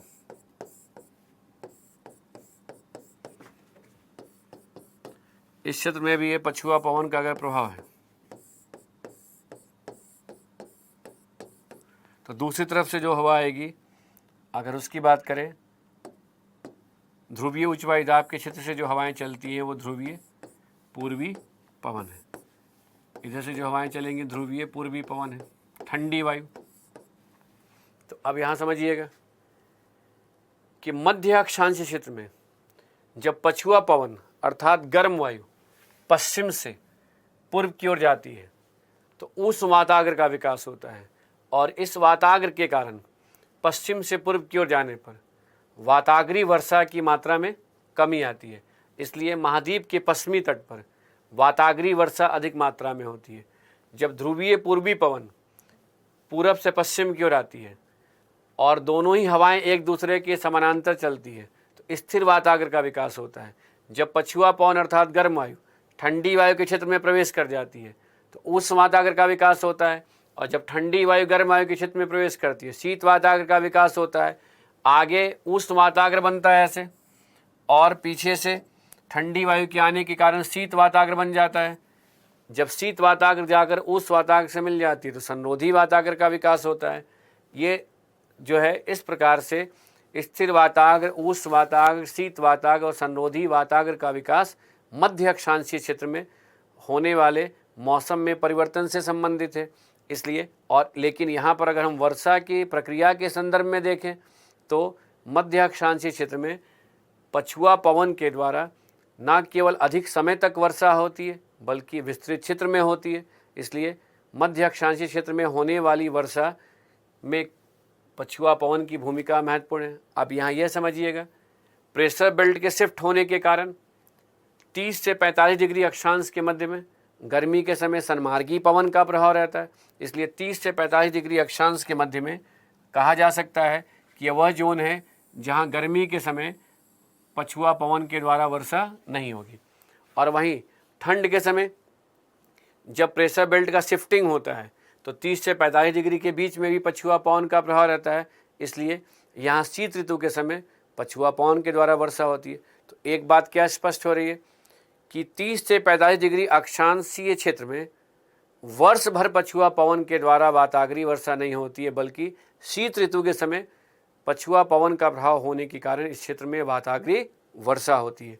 तो कुल मिलाकर एक अगर यह स्पष्ट हो गया तो दूसरा पॉइंट ये भी कह सकते हैं कि 45 डिग्री से उच्च अक्षांशीय प्रदेश में वर्ष भर पछुआ पवन का प्रभाव होने के कारण वाताग्रीय वर्षा होती है, क्योंकि जब पछुआ पवन का प्रभाव जहाँ वर्ष भर रहेगा वहाँ वर्ष भर पछुआ पवन के कारण उस वाताग्र के बनने से वहाँ पर धीरे धीरे धीमी गति से वर्षा होगी।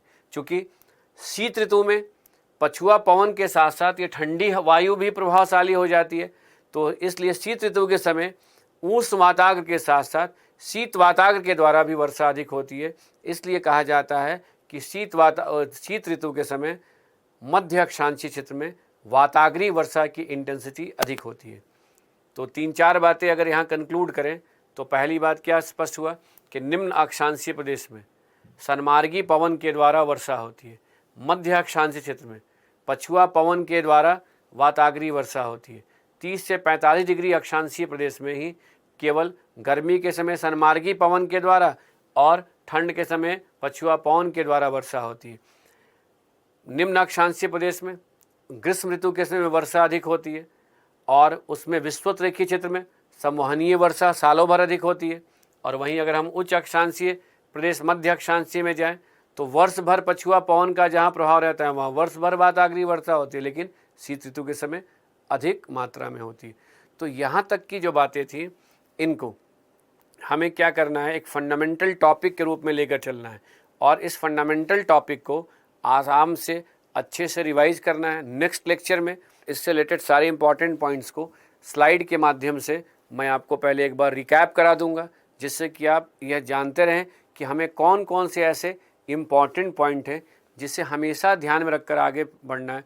तो जितने इम्पॉर्टेंट पॉइंट्स हैं उनको मैं स्लाइड के फॉर्म में आपके सामने ला कर रखता हूँ, जिससे कि उससे हमेशा आप नोटिस करते रहें।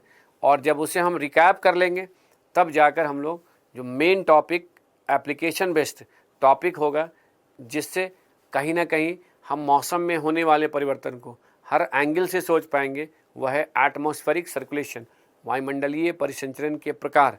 और उस प्रकार के अंतर्गत हम देखेंगे कि आखिर जो एटमॉस्फेयर में सर्कुलेशन होता है वो सर्कुलेशन में कैसे साइक्लोन यानी चक्रवात की उत्पत्ति होती है, चक्रवात कितने प्रकार के होते हैं। तो इस लेक्चर में यहाँ तक की बातों को आपके लिए समझना आवश्यक था, इसलिए इसे रिवाइज कीजिएगा, जिससे कि आने वाले टॉपिक को आप आसानी से समझ पाइएगा। फिर मिलते हैं, धन्यवाद।